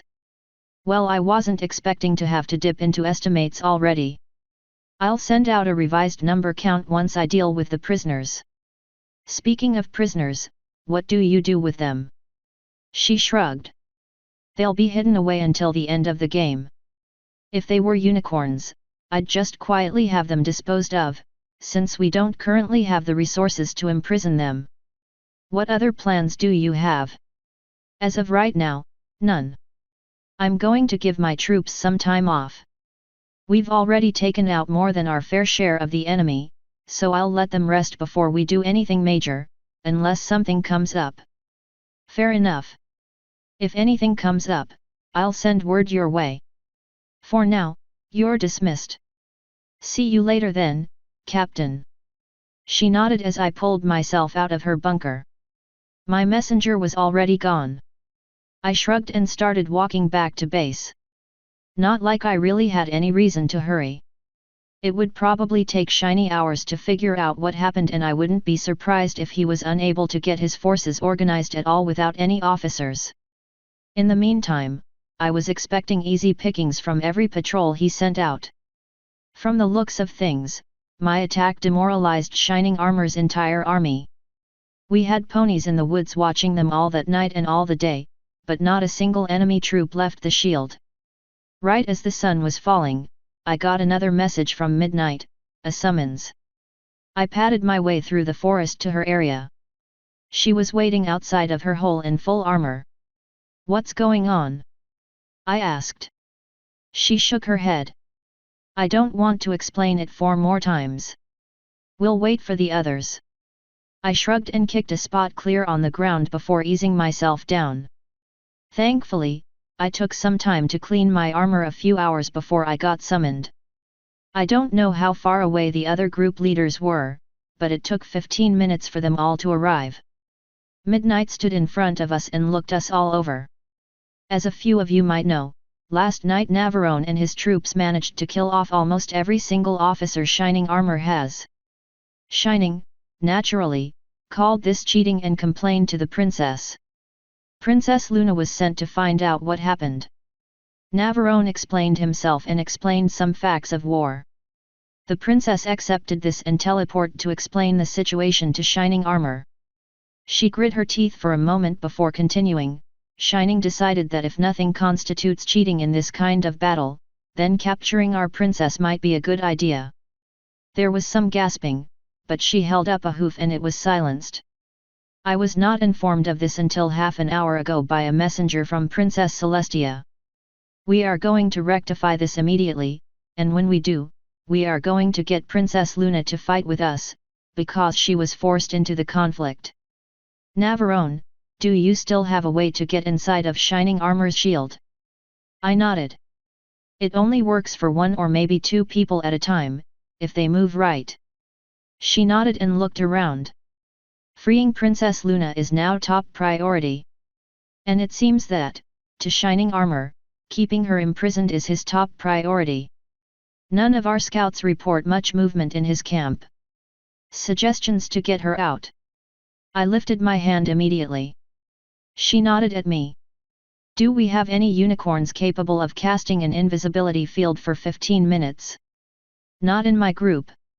Any pony else? One of the group leaders nodded. We have some pony that can. She can project a small field, maybe 2 meters in every direction.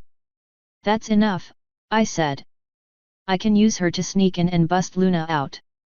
She can get us out, or we can just say fuck it and go on a full rampage in the middle of their base. With Luna on our side, I imagine we could probably take out a good 300 of them.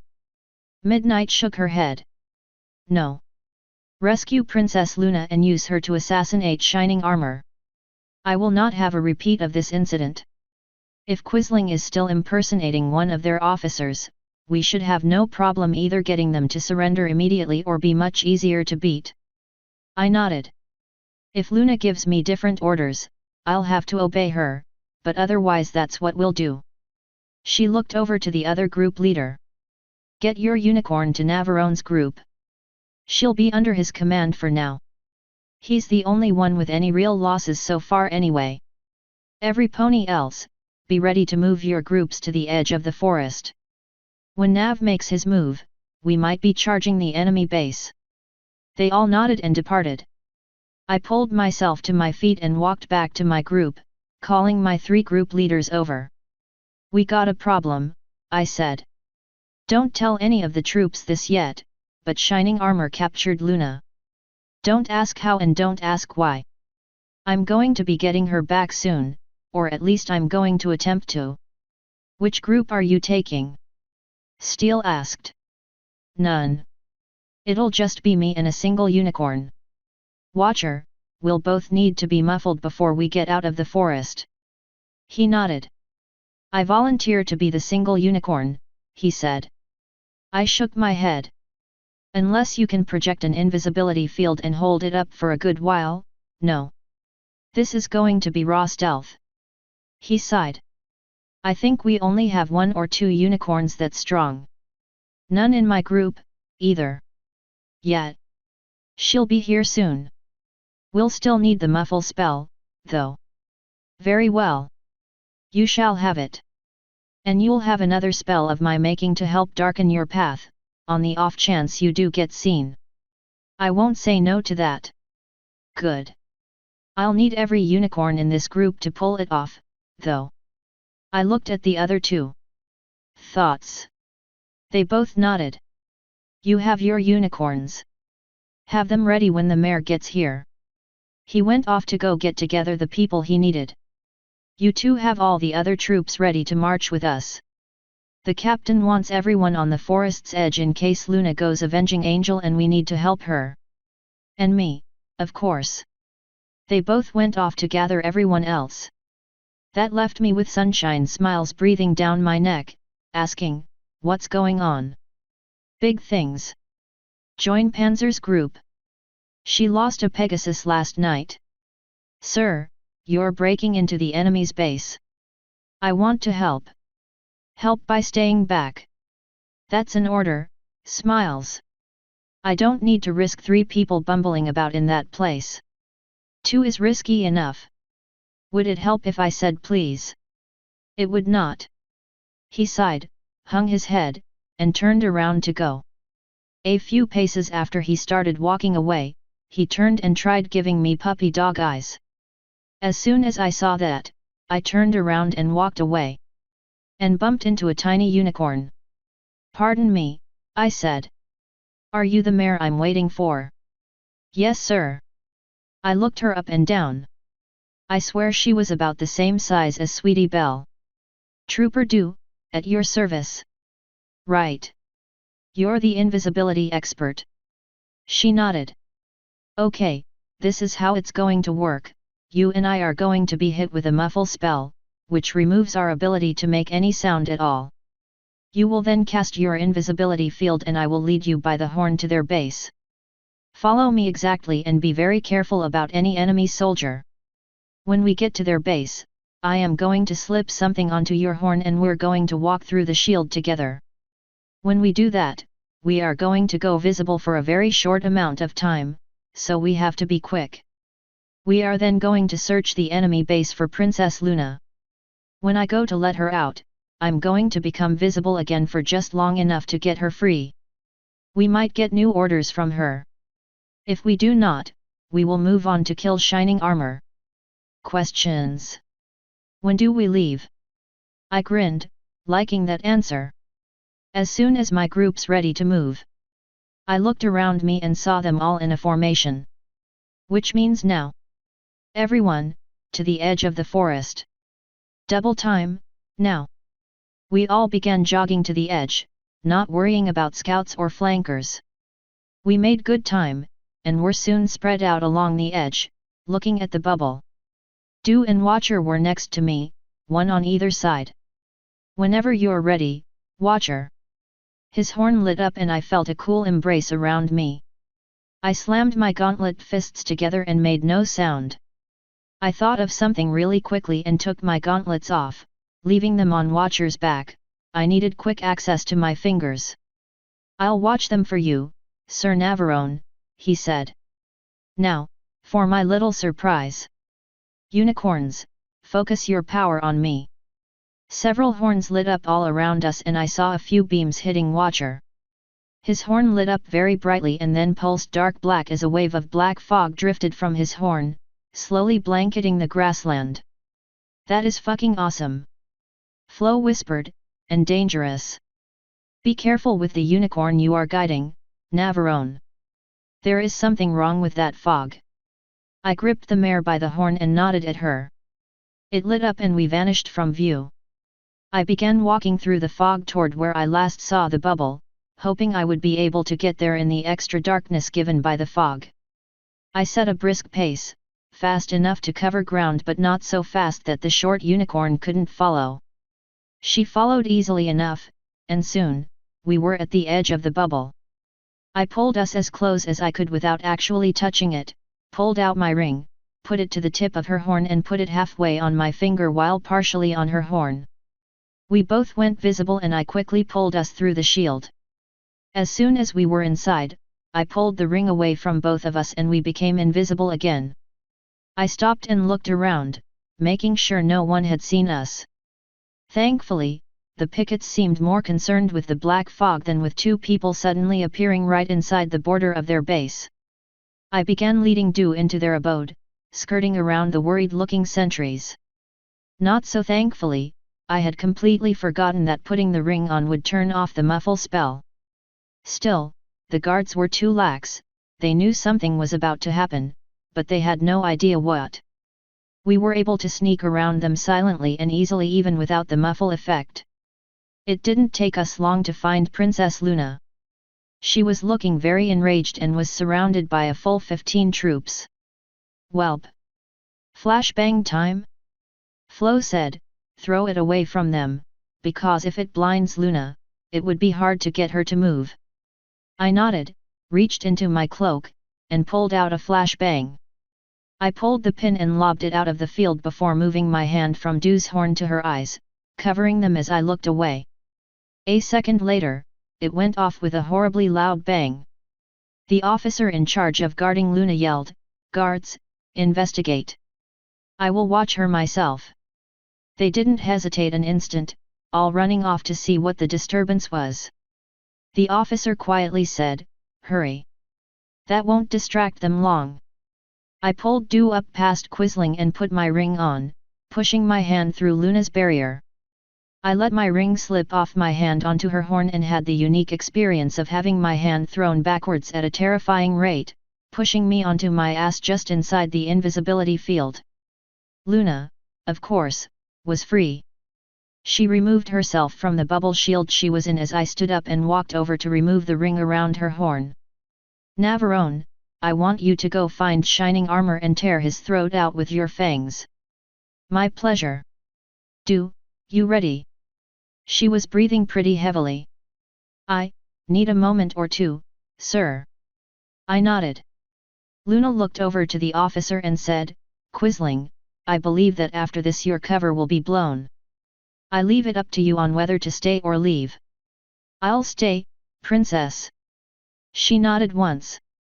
"Navarone, when the deed is done, return here and I will teleport us away from camp." "Awesome. Du, you ready?" She nodded. I pulled her away from Luna, who cast another veil of invisibility on herself, hiding from view. I led my little unicorn over to where I threw the flashbang, since I heard a lot of yelling over there. And that is where I saw Shining Armor tearing into the troops for leaving Luna almost unguarded. I let go of Du, tightly gripped my ring so that it was ready to slip on, and sprinted away from her. I jumped onto the guard in front of me, using my wings to propel me up and over him and the others right into Shining Armor. His face dropped as soon as he saw me and his horn lit up. I had put my ring on as soon as I used my wings, though, so I managed to slam into him with no problems. With my force and his surprise, he ended up on his back with me on his stomach. I immediately turned my head sideways and bit into his throat before tearing up and out with as much force as I could. He almost immediately disappeared and I jumped up, pulling out my sword and a knife and facing down the troops. They were all staring at me with complete shock on their faces. My face was actually dripping blood that I got from piercing his throat or something. I took one step toward them and they all bolted. Of course, there was even more bedlam than that in the camp right now, given that the shield was now down and the black fog began seeping in. My little murder did have quite a nice effect. I pulled my ring off and ran over to where I left Du. I almost tripped over her, but she pushed a hoof out to steady me and I caught myself. I grabbed her horn and started walking back to where we left Luna. Quisling was gone. I couldn't see Luna, but I was hoping she was still there. "Du, make us visible." We reappeared from thin air.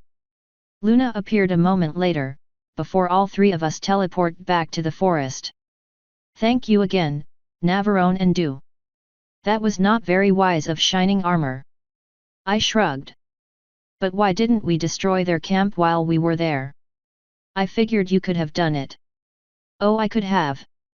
And had this been an actual war, I would have. However, I want to see what the day guards will attempt to do now that they have been demoralized and almost completely beheaded. And with Quisling there as one of the only officers. This will be quite interesting. So what will you do? It is fully within my place to stay here and aid in the war effort. Any non-combatant that is pulled into combat on either side has every right to join whichever side they wish, or no side at all.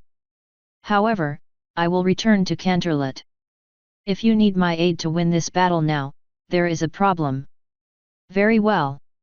I might just dictate orders from the back and let my officers do the job for me, since we're probably going to win either way. It will be good experience for them. Do as you would, Navarone. I will see you shortly. She teleported away before more could be said. Thanks for the help, Du. Shall we go look for our regiment? Sir, I'm really tired. That spell took a lot out of me. I see. Hold on, I'll be right back. I stretched my wings and flew through the tree branches so I could get a fix on where we were. I saw the edge of the forest and the black fog a few hundred yards away. I landed next to Du, who looked about ready to collapse. I reached under her and gently picked her up, thanking the Naga for making me work out so much. Come on, Du. I'll get you back to your platoon. Thank you, sir. I started walking toward the edge of the forest. We made it quickly enough and I found a group of troops I could leave little Do with.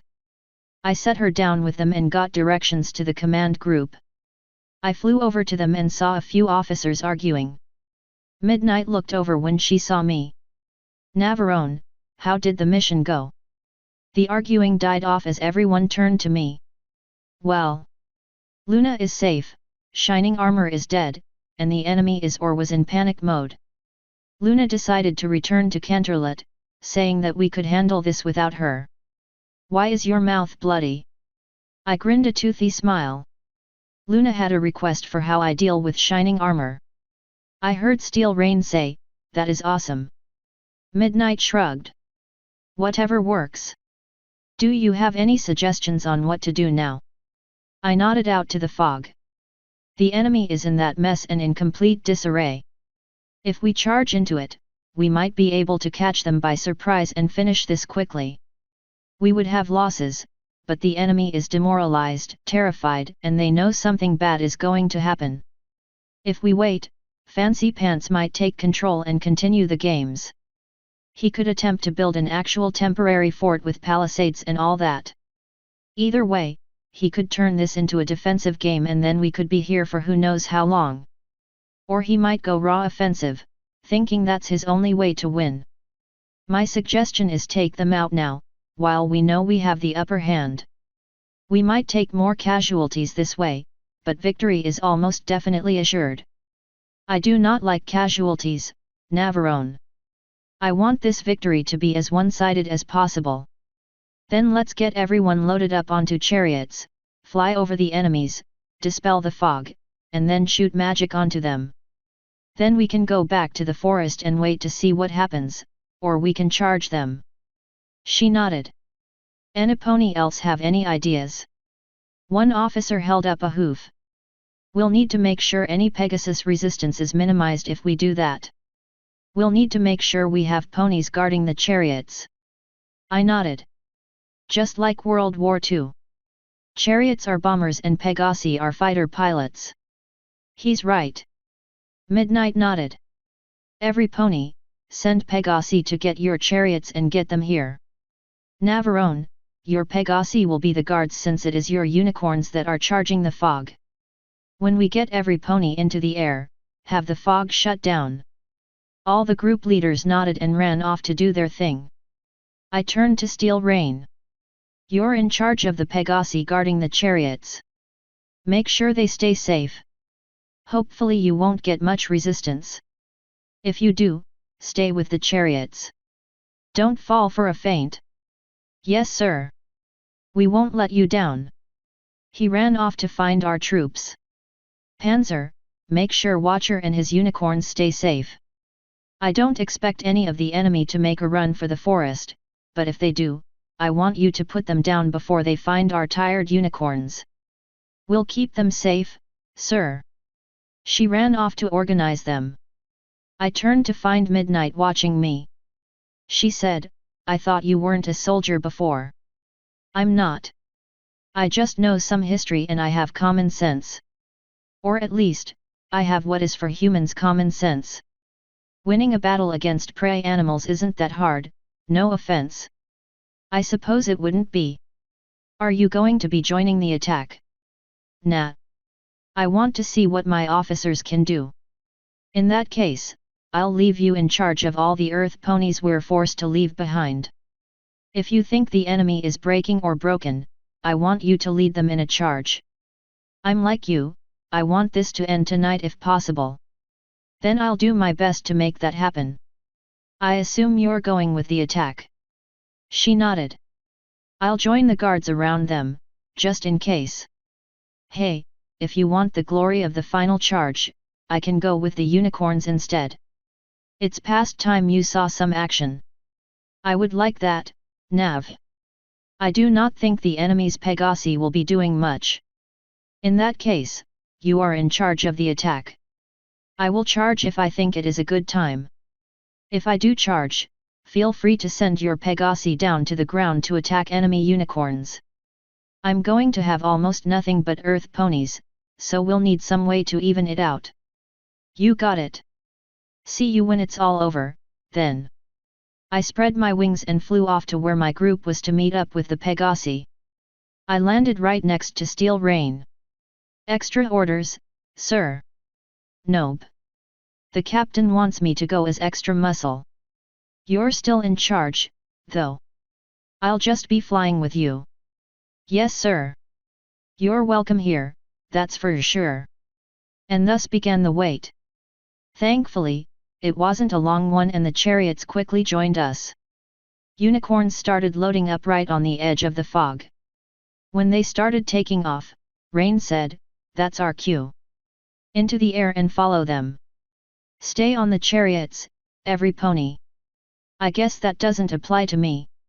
I spread my wings out and followed the group into the air and we began trailing behind the chariots. The fog slowly seeped into the ground, leaving the ground clear of obstruction and showing us the enemy spread out among the grassland. There were a few pockets of troops that were standing in circles with their backs to the center, presumably being careful to watch on all sides in case anything showed up in the fog. Guess it's a good thing we didn't charge. Their odd formations made it rather easy for the unicorns to send down all manner of destructive magic on them, though. The casualties very quickly racked up. I saw a few of their unicorns trying to fire off spells at us, but since we were all moving, it was much harder. Some Pegasi also tried coming at us, but Rain's group kept them well clear of the chariots. Soon, the moderately disarrayed enemy was extremely disarrayed. Magic shots lit up the night as they flew down at them and up at us. We were doing extremely well when one of the enemy unicorns got lucky and managed to clip one of my wings, sending me spiraling to the ground. I fell 20 feet before painfully landing in a chariot. I got you, sir, the unicorn said, steadying me. That fucking hurt, I groaned, pulling myself to my feet. How's the battle look, soldier? Good, sir. They don't know what hit them. Excellent. I pulled my crossbow up and loaded it, taking a shot at a unicorn and removing him from the game. Let's continue hurting them, shall we? Yes sir. His horn lit up and he went back to it. He shot magic, I shot bolts, and the enemy died. About 3 minutes after I unexpectedly joined the ranged battle, I heard a thundering sound getting closer to our location. I looked out toward the woods and saw about 170 earth ponies charging the enemy, Midnight Blossom at their head with a feral grin on her face. There were 5 griffins flying above them, looking like they were just waiting for a pony to rend. I had no idea how many enemies there were left, but they were probably broken enough to easily take out. I would fly down and join the melee attack, but with one useless wing, I couldn't.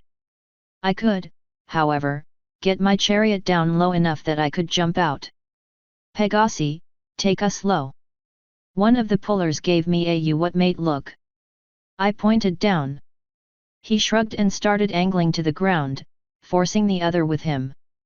When we were finally about 5 feet from the grassland, I jumped out, using an enemy earth pony to break my fall. I slammed a dagger into his surprised back and sent him away just as the friendly troops hit the first group of enemies. I slid my ring on before jumping to my feet and drawing my sword, striking down another enemy before he even realized that his friend was gone. That's when the fun began.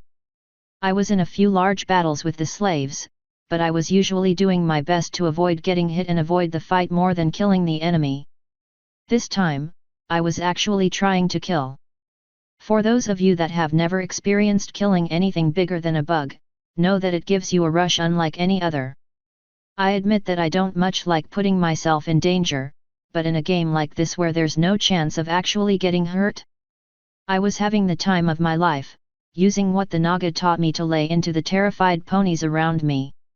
I was fighting like a madman, throwing my blade to and fro and killing anything that got within range. Flo was whispering in my mind to tell me whenever she heard an enemy trying to get behind me.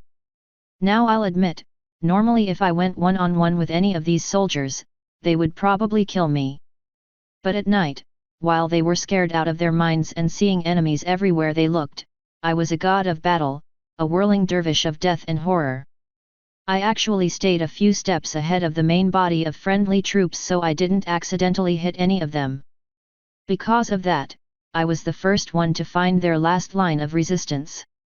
Fancy Pants stood ahead of me, decked out in bright gold-colored armor. Behind him stood rank after rank of day guards, a mix of all three flavors. Behind me stood rows of disorderly night guards, all rearing for a fight. We had gotten plenty of sleep. They had not, from the looks of things. A number of enemies had bags under their eyes, though they still seemed ready for a fight. We stood off against them, my soldiers forming up behind me.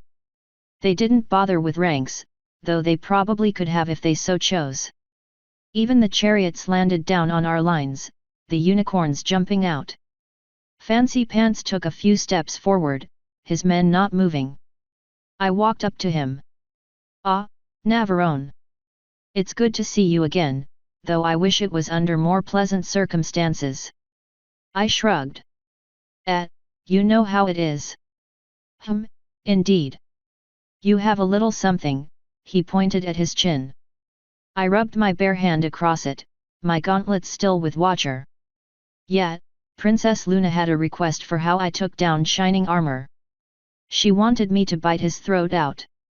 Nasty bit of business, that. Me and the other officer, whatever his name is, tried to get the captain to release her, but he would hear none of it. I suppose it came back to bite him." We both grinned at the pun. "Yeah. I don't suppose you and your men are ready to surrender? It would save everyone some casualties, and don't think you're going to win. If I had to guess, I'd say you have less than 100 troops behind you. I have over 300 with me. Both sides are tired. Let's just call it, shall we? I'm afraid that it isn't that simple. I can't as a knight in good standing surrender without at least making an attempt to fight back. A deal, if you would. I know where this is going. We duel. If you win, my troops surrender. If I win, we fight to the death. Is that fair? It's really not. You know your men are going to lose no matter the case. Why drag them to their graves? If you just want to duel me, we can have a friendly bout later, with no risk to your men." He looked around the battlefield. "Navarone, this is a friendly bout. No Ponei will die here." "Yes, but we're supposed to pretend this is a real war. Why care about honor and dueling when you can make sure your men go home to see their families? If I lose, they die, as do more of my troops." There's no reason other than a last stand to do that, and I know that ponies do not have the emotion of spite. Correct. We do, however, have honor. Then do the honorable thing and surrender so that you and your men might live and go home. He sighed, kicking a hoof onto the ground. You have a silver tongue, Navarone. I know it has to get you in trouble with the mares. He turned his head to his men. Stand down. There were looks of shock etched into all of their faces as he turned back to me. We surrender, Navarone. But I want that sparring bout you promised me.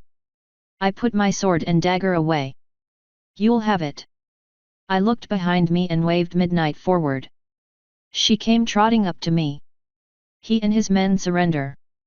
Unbelievable, she whispered. Very well. Sir Fancy Pants, I accept your surrender. You and your troops will be treated with honor, as prisoners should be. There was silence for a moment. Well, I suppose the games are over.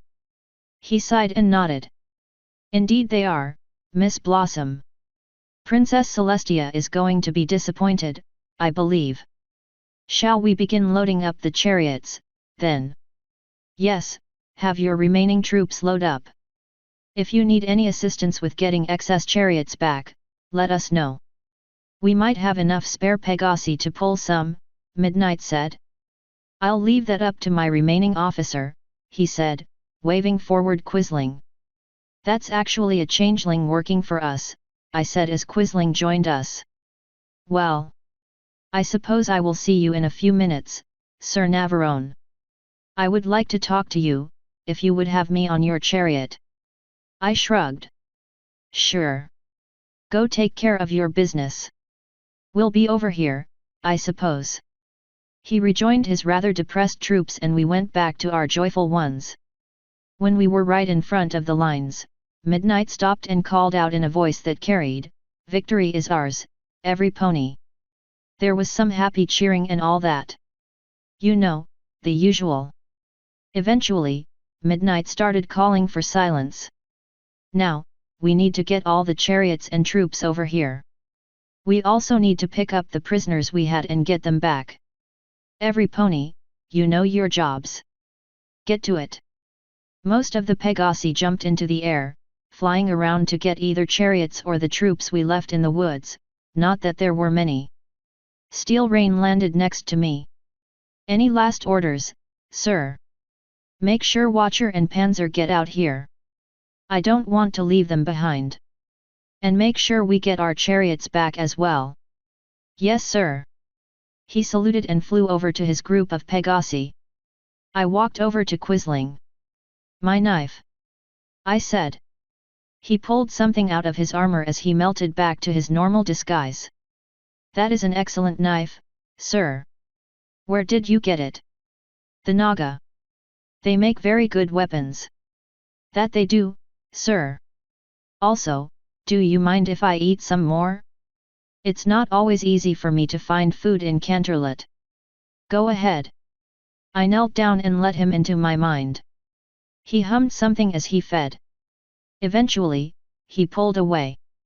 Thank you, sir. No problem. Rejoin your normal unit, Quisling. He saluted and trotted off. I looked around the empty area and saw Fancy Pants talking to Midnight. I assumed it was about appropriating Pegasi, and when Midnight nodded a few of them over to the day guards, I was proven right. Fancy Pants nodded a thanks and started wearily walking to me. I met him halfway. I am not as young as I used to be, he sighed, stretching. Not getting much sleep last night and none this night is taking its toll on me. Imagine how they feel, I said, nodding at his troops. Some of them saw me use my teeth to tear out their commander's throat. I imagine their morale is going to be quite low for a while. He nodded. Yes, this wasn't exactly our best moment. Celestia will have some words for both me and Shining Armor when we see her again. Hey, if she gets mad, just tell her to chillax. And then scratch at her ears or rub her belly. She loves that. It disturbs me that you know that, but honestly, I am no longer surprised by anything you do. One of the chariots pulled up in front of me and we both got on. So what did you want to talk about? I asked as I got as comfortable as I could on the contraption. I quickly found my gauntlets there, presumably left by Watcher. I assumed you would be interested in what was happening in our camp during the game. The chariot slowly took off and thus began our trek back to Canterlot. Yet, what was Shiny up to? Before I continue, I want it known that I do not think shining armor is as useless a commander as this exercise made him out to be. He is under a lot of stress with his wife's attempted assassination, after all. And he did have a number of surprises planned for you that he didn't get to use. Right. Yes. Well, the first indication that I knew this was going to be a short game was when two troopers sprinted back to base screaming and raving about night troops falling from the sky and the murderous monkey that was eating a guard that turned into a zombie. He chuckled. That was a surprise, let me tell you. And Shining Armor was not pleased at losing so many troops so quickly into the game, including his most talented scouting officer. He decided to take the rest of the day off to let the panic simmer down from what the two returning troopers had said and reported. Of course, that night is when you struck. I have to say, if you had chosen to go after Shining Armor, this game would have turned out very differently. He was waiting for you, Navarone. And I mean you personally. When you did not arrive and the screams started, he knew you had outplanned him by going after another target. So he rushed out, expecting to find you running through camp causing chaos. Imagine his surprise when he saw nothing but a cloud of extremely painful gas. I nodded. Tear gas. Used for crowd suppression. Whatever it was, it caused a panic among the troops. Some of them heard you yelling from one side of the camp and a number of troops automatically started charging that way. Shining Armor was expecting their officers to tell them to halt. He didn't realize yet just what you had done. When he did, he galloped to the order callers and had them blow the trumpets for "Hold your position." Most of the troops continued charging, following you across the field. And then you hit them with that marvelous ambush. It took us an hour to pick up just what had happened, though we didn't know you planted a spy. When Shining Armor found out that you had killed almost all of his officers and used an actually dangerous weapon, he reported your actions to the princess. Princess Luna sided with you and assured us that Princess Celestia would do the same when she woke up. So Shining Armor decided it would be a smart idea, since there were no rules in war, to capture your leader and hold her over you. Bad idea, I said with a smile. Very. He ordered all of his troops to stay in camp while he did his best to reorganize every pony under the commands of the two officers he had left, me and your spy. And then night fell. I grinned. And Celestia told us that you had our princess. The end for you. Indeed. Once again, this was not our finest moment. I believe that might have something to do with you, though. Yep. I have a ring that makes me immune to magic, meaning I was able to slip through Shiny's shield. All of the troopers were too dependent on it, so they didn't even see us as we broke in. I had a number of other dirty plans, if this game had continued to run on. Hell, I almost wanted it to. He nodded. And so did I, so that I might have fought against you. But this might be for the best. Maybe. It just means I get to use my plans later instead. And I look forward to the fight next year, if I am to be used as Celestia's knight. Not that I would be there, of course. Well, that brought in the awkward silence. So how's the wife? I eventually asked. Expensive, as always. I knew what I was getting into when I married her, so I can't complain. Still, I wish she wasn't as blatantly obvious with her boy toys. It makes me look bad that I don't care about her behavior. You knew about that? Of course I knew. You don't think an older stallion like myself expected to keep her satisfied, do you? Once again, I knew what I was getting into when I married her. He barked a laugh. I've only heard of 2 young stallions that ever denied her, and she trumped up charges to get one arrested. I heard he did a few favors for the princess and got freed. Holy shit, Rarity actually went with my excuse. She is a troublemaker, but she can be fun and she definitely has her uses. Uses that I don't want to think about. What of you, Nav? Do you have a special some pony yet? Nope. After a few bad encounters, I think I'm done with mares. I'm looking at other races, now. A shame, but I don't suppose it is my loss. Man, I don't feel like writing small talk. It's called small for a reason. We kept up a light conversation the rest of the way back to Canterlot. We landed, shook hands/hooves, and he left to see Celestia while I left to look for Luna. Since Celestia was probably asleep, I imagine he had a longer wait than I did. As it was, midnight and I got to Luna's throne room at the same time. I graciously held the door open for her and followed her in. We walked up to Luna's dais. Blossom bowed and I nodded. Luna was grinning.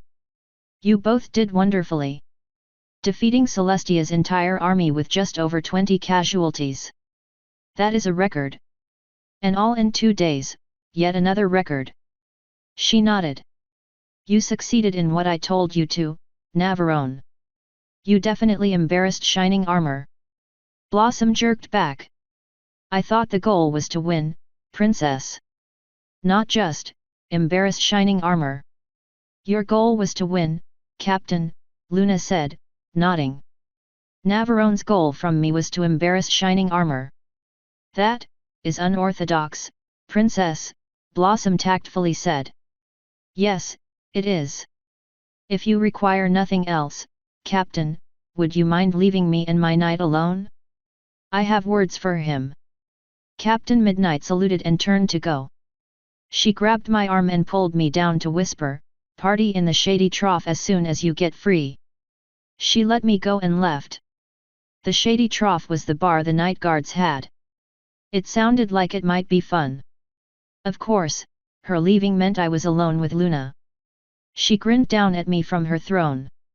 How shall I celebrate this glorious victory with my favorite knight, she mused, stepping down from the dais and walking over to me. I can think of a few things. Oh? And what might those things be? You sitting back down and me leaving. That definitely stunned her. She gave me a confused look. What? That's the reward I want. Me leaving the castle. Or a few thousand bits, whichever. You don't want something we'd both enjoy.